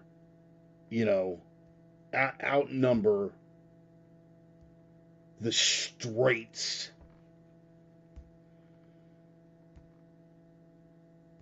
And it's a certain bit of leeway that we give them. I'm not saying that it is totally okay. I'm saying that as a matter of fucking reality, we do give them a certain amount of leeway. Why? Because that Charles Bronson comes up in each and every one of us. The more we see things getting fucked up, the more we see DA. Why do you think films like Death Wish even fucking hit? And films like Dirty Harry even fucking hit? Why? Look at the time. Look at the times that produced those films. And we're living through one right now. I look out my bay window every fucking day and see fucking tweakers trafficking back and forth. The shit that they have in the shopping carts that they stole is probably fucking stolen property. And I watch them doing the fucking fish dance all the way back down the goddamn street. They have broken into houses here. They hit my next door neighbor 2 times in 3 fucking days. And the cops wouldn't even come take a report. Why? Because there were no guns and nobody got hurt. Just Wednesday of this week, we had 2 shootings down in my fucking part of Spokane. One just out at the end of the street, the other one other side of the freeway about 8 blocks down. They caught the suspects in one, but not the other. Guaranteed they'll be out by the end of the week. Guaranteed. Because the DAs won't fucking prosecute. And people see that. And when they hear about some motherfucker getting his head cracked by a cop, they don't care anymore. Look, man, I'm not saying that this is morally okay. I'm just telling you how it is, man. I'm just telling you how it is from an ordinary person's perspective. That all of a sudden that Chuck Bronson thing comes out, and when you hear about a cop beating the shit out of some fucking maggot who had it coming, best details you have say he had it coming, you really don't care anymore. So yeah, there are motherfuckers like Dorner out there. There are even people that you may look at and think of as good cops that in their quiet moments will let you know, at least with a wink and a nod, that yeah, we did rough that motherfucker up once we got him into jail. And you could virtue signal out here in public all you want, but you don't care any more than I do. Doesn't matter what your principles are. And you may still hold those principles. I'm not taking away from the principles that you hold. But principles button up against reality. Sometimes reality gets the upper fucking hand. And a guy who is ordinarily a play-by-the-rules fucking law enforcement officer gets out of hand and beats the shit out of a guy outside the bounds of his constitutional authority. But deep down, we both really know that motherfucker had it coming, don't we?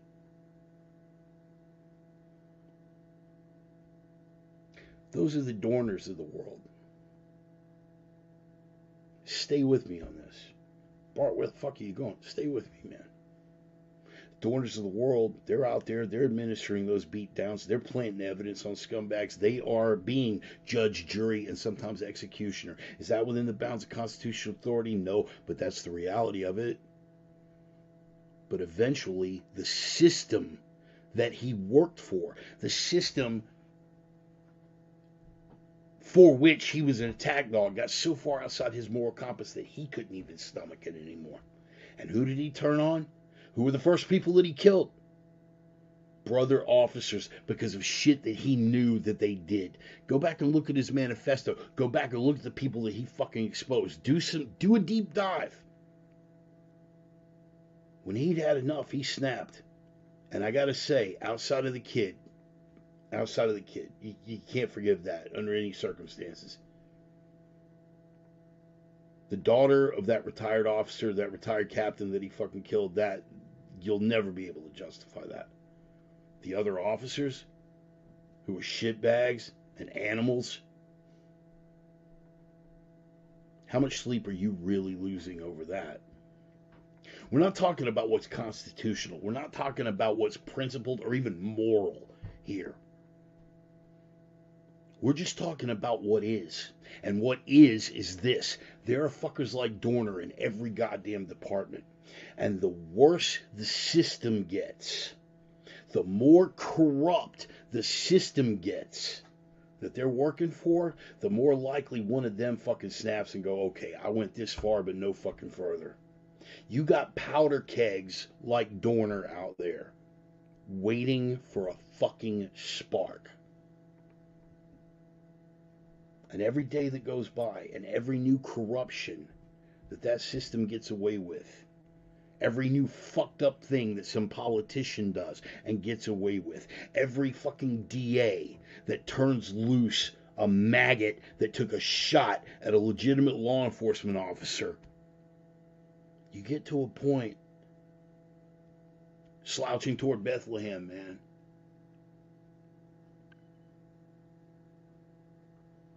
The ever-widening gyre, where the ends become so polarized that the center can no longer hold. This is what we are fostering. Some shit that you ought to think about. I don't care how you feel about it. I don't care how that affects your moral compass or your principles, or whether you can reconcile a principled moral argument with what really exists in the world and the things that people are up against. I don't have the solutions any more than anyone else. My experience and my opinion of this is shaped by the fact that I was one of those fucking scumbags. I did horrible shit to people. Stuff that still wakes me up sometimes, 3 o'clock in the morning, screaming. I'm not proud of that. But that's been tempered by 25 plus years of not living that life anymore, and by the last 10 to 15 shaped by training and training with members of law enforcement, befriending them, clutching them to my chest like my own flesh and blood, like a brother or a sister, and my actual in-law sister for a while, and mother-in-law, and hearing things from their end. There are no good guys, there are no bad guys.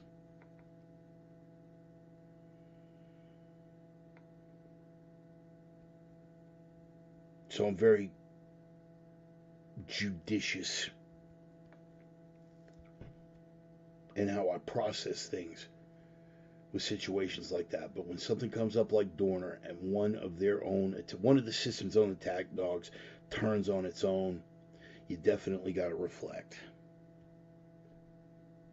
And this week being the 10th anniversary, I caught myself being very, very reflective, because the system that created Dorner and everybody like him certainly hasn't gotten any better.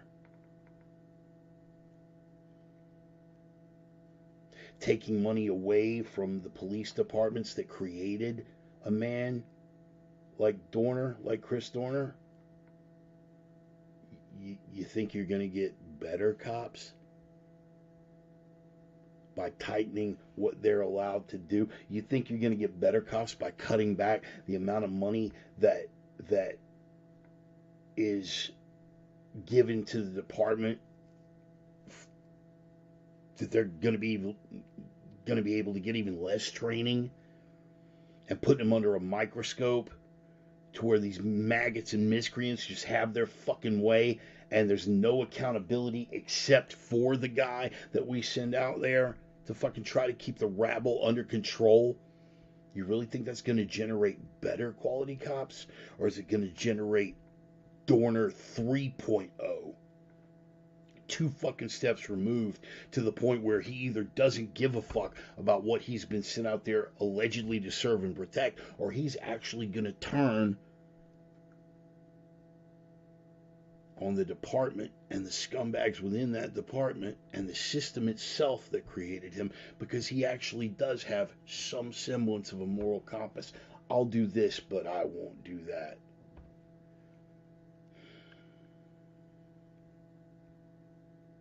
I don't have the answers. But at the rate things are going, we had better goddamn well start asking the questions. How about that?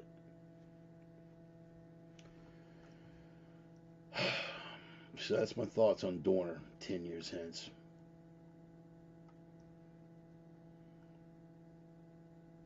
But again, if we don't ask the questions, we will get exactly what we have coming, and we will have deserved it.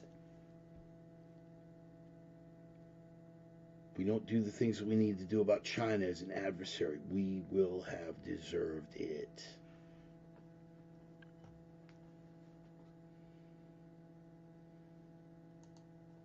But more to the point, we need to start thinking about who we are as a species. We need to start thinking about the things that make us human.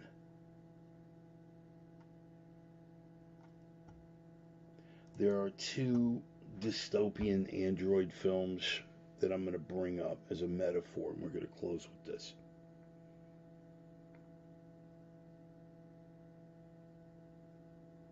A lot of people say that these were statements about the dangers of AI, and yeah, on a superficial level they are, but I don't even really think that that's the major takeaway from these two films. Ex Machina was one. That one set me off a few years ago. And I think that spoke to a lot of the innate treachery that is present in the mindset of the human female. But we don't need to get into that. That was a scary one. But the one that I went and saw last night, Megan, that one really spoke to me. They really fucked up the ending. They kept it as topical and poignant and dark as I felt like it needed to be right up until about 30 minutes shy of the end, and then they had to totally Hollywood it out. I was disappointed in the way that they ended it, but the story and the premise. This little girl loses her parents. Spoiler alert. This little girl loses her parents. Her aunt works for a toy company and as an independent project, she has been working on an android that will simulate human behavior in every way of which it is capable.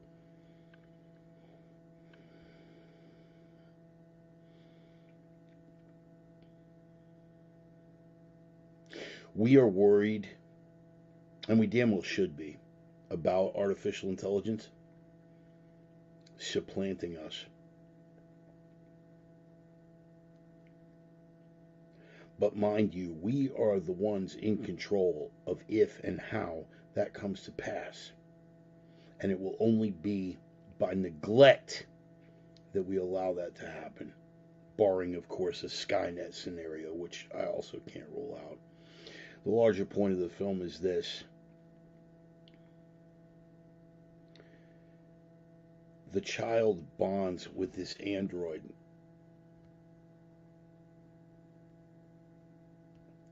Not because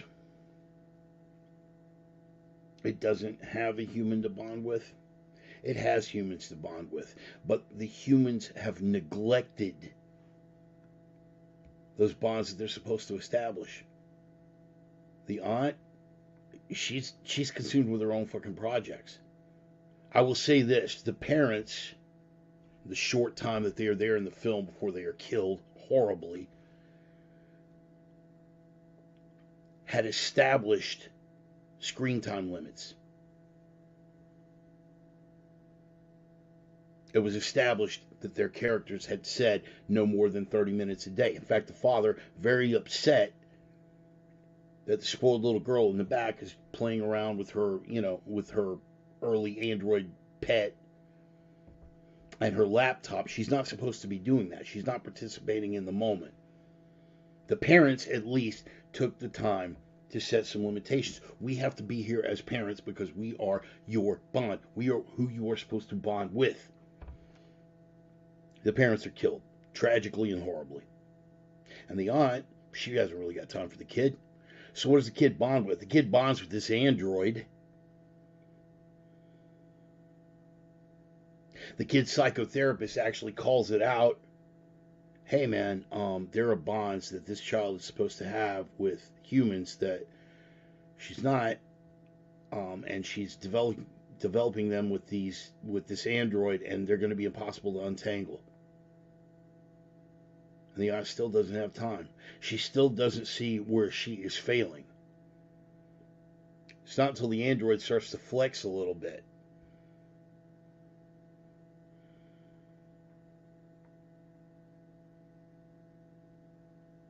I'm not going to ruin the whole movie for you.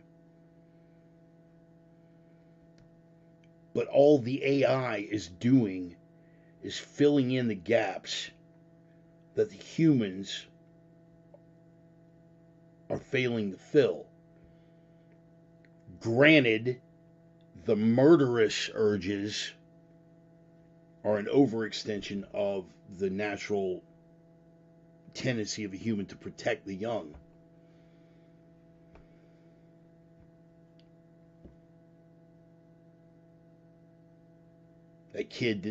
That bully kid didn't need to have his ear ripped off, but damn if it wasn't satisfying. I don't think it was necessary for him to be pushed down a hill, to be run over by a truck at the street at the bottom of the hill. But I'd be lying if I said I didn't chuckle a little bit. Here's the point, guys. All of these things happened because the AI couldn't distinguish. It doesn't have humanity. So it took everything to its logical, extreme fucking conclusion. I must protect a little girl. This little boy is a bully. He's got to die. I must protect the little girl. The neighbor's dog bit the little girl. I got to kill the dog, and then I got to kill the fucking neighbor. A machine intelligence can be forgiven for thinking like that. But why is the machine even making these fucking calls? Because the humans weren't there to do what humans do and make more judicious decisions. Follow me? But all of these things became possible because humans neglected the most basic elements of their humanity. What are you talking about, Bart, when you're talking about humanity? I'm talking about our basic design, our need for love. Jesus Christ, Bart, you taking it there? Yeah, I'm taking it there, motherfucker. Stay with me.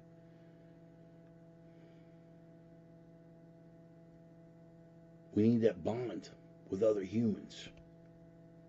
And when we don't have it, we'll go straight to a fucking screen or a machine or anything else that will fill in that gap. Why? Because we are genetically hardwired, pardon the expression, to form those bonds.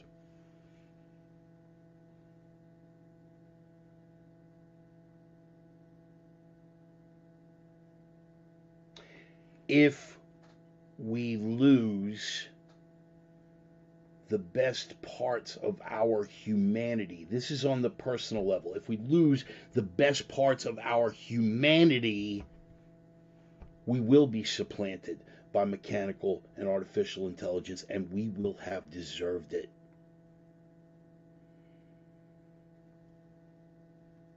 Extrapolate, take it a little bigger, okay? It is our humanity that gives us all of the best things about our species, our capacity to love, our capacity to nurture, our capacity to scrap like fuck to defend what is precious to us. It is what got us to the top of the food chain. Our hate is at least driven by love. In a best case scenario, what are you talking about? Those violent urges that we have, when driven properly, are driven by what? Our love for something. I love my wife. You step to her, try to cause her harm, I will fucking destroy you.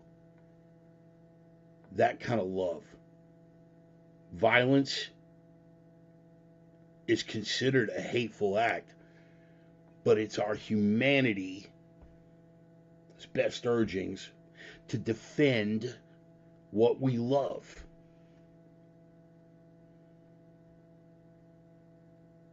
Bit of a stretch, you think so? I don't know. Try living any other way.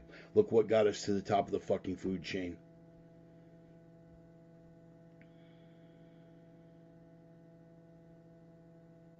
That's on a personal level. Go bigger on a level of civilization. Look at all of the gifts that the West has given to humanity. Gifts that our civilization has given to our species. Look what the West has done. The sovereignty of the individual. Autonomy, liberty. The importance of thinking for ourselves, possessing our own thoughts, speaking our own thoughts, and speaking our own expressions. If we lose what is best about our humanity on a personal level, we will be supplanted by artificial intelligence, and we will have deserved it. On a civilization and cultural level,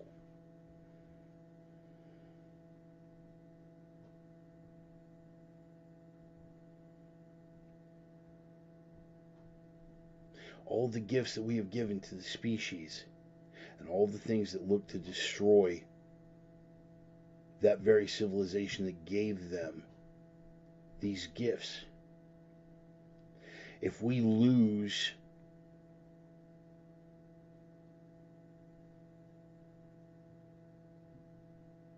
our cultural identity,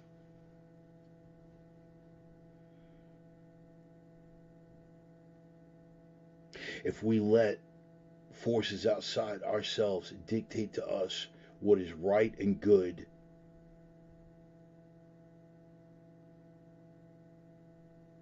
about this civilization that we've created. We are not without flaws, not by a damn sight. But the one thing that we have done, because of the sovereignty of the individual, because of our belief in individual liberty, and because of our ability to speak and express these ideas, we have consistently been able to move forward, to refine, to better, to strengthen, to enlighten in ways that authoritarian societies that have preceded this have not been able to do on any sort of sustainable level. There is a reason for that, and that is the autonomy of the individual, getting back to our own humanity. If what makes us human is lost, then we will be supplanted by an artificial intelligence, and we will have deserved it. If our culture and our civilization is lost because we allow forces outside ourselves that do not understand, could not have created, and will never be able to facilitate an appreciation for that civilization. If we allow ourselves to be guilt-tripped and pushed as we sit in silence by these outside forces, well, then not only our humanity, but our civilization will be uprooted, supplanted, and replaced by something else. Something darker, something crueler, something less enlightened will replace us.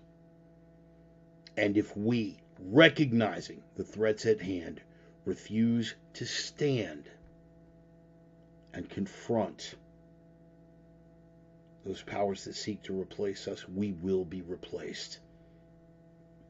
And if we show that lack of spine, that lack of intelligence, that fear, and that weakness, we will have deserved it. So I urge you to find that strength deep within yourself now, to admit the greatness of what we have created, to not back down from that 1 inch, and to not be led by guilt or fear, but instead by strength.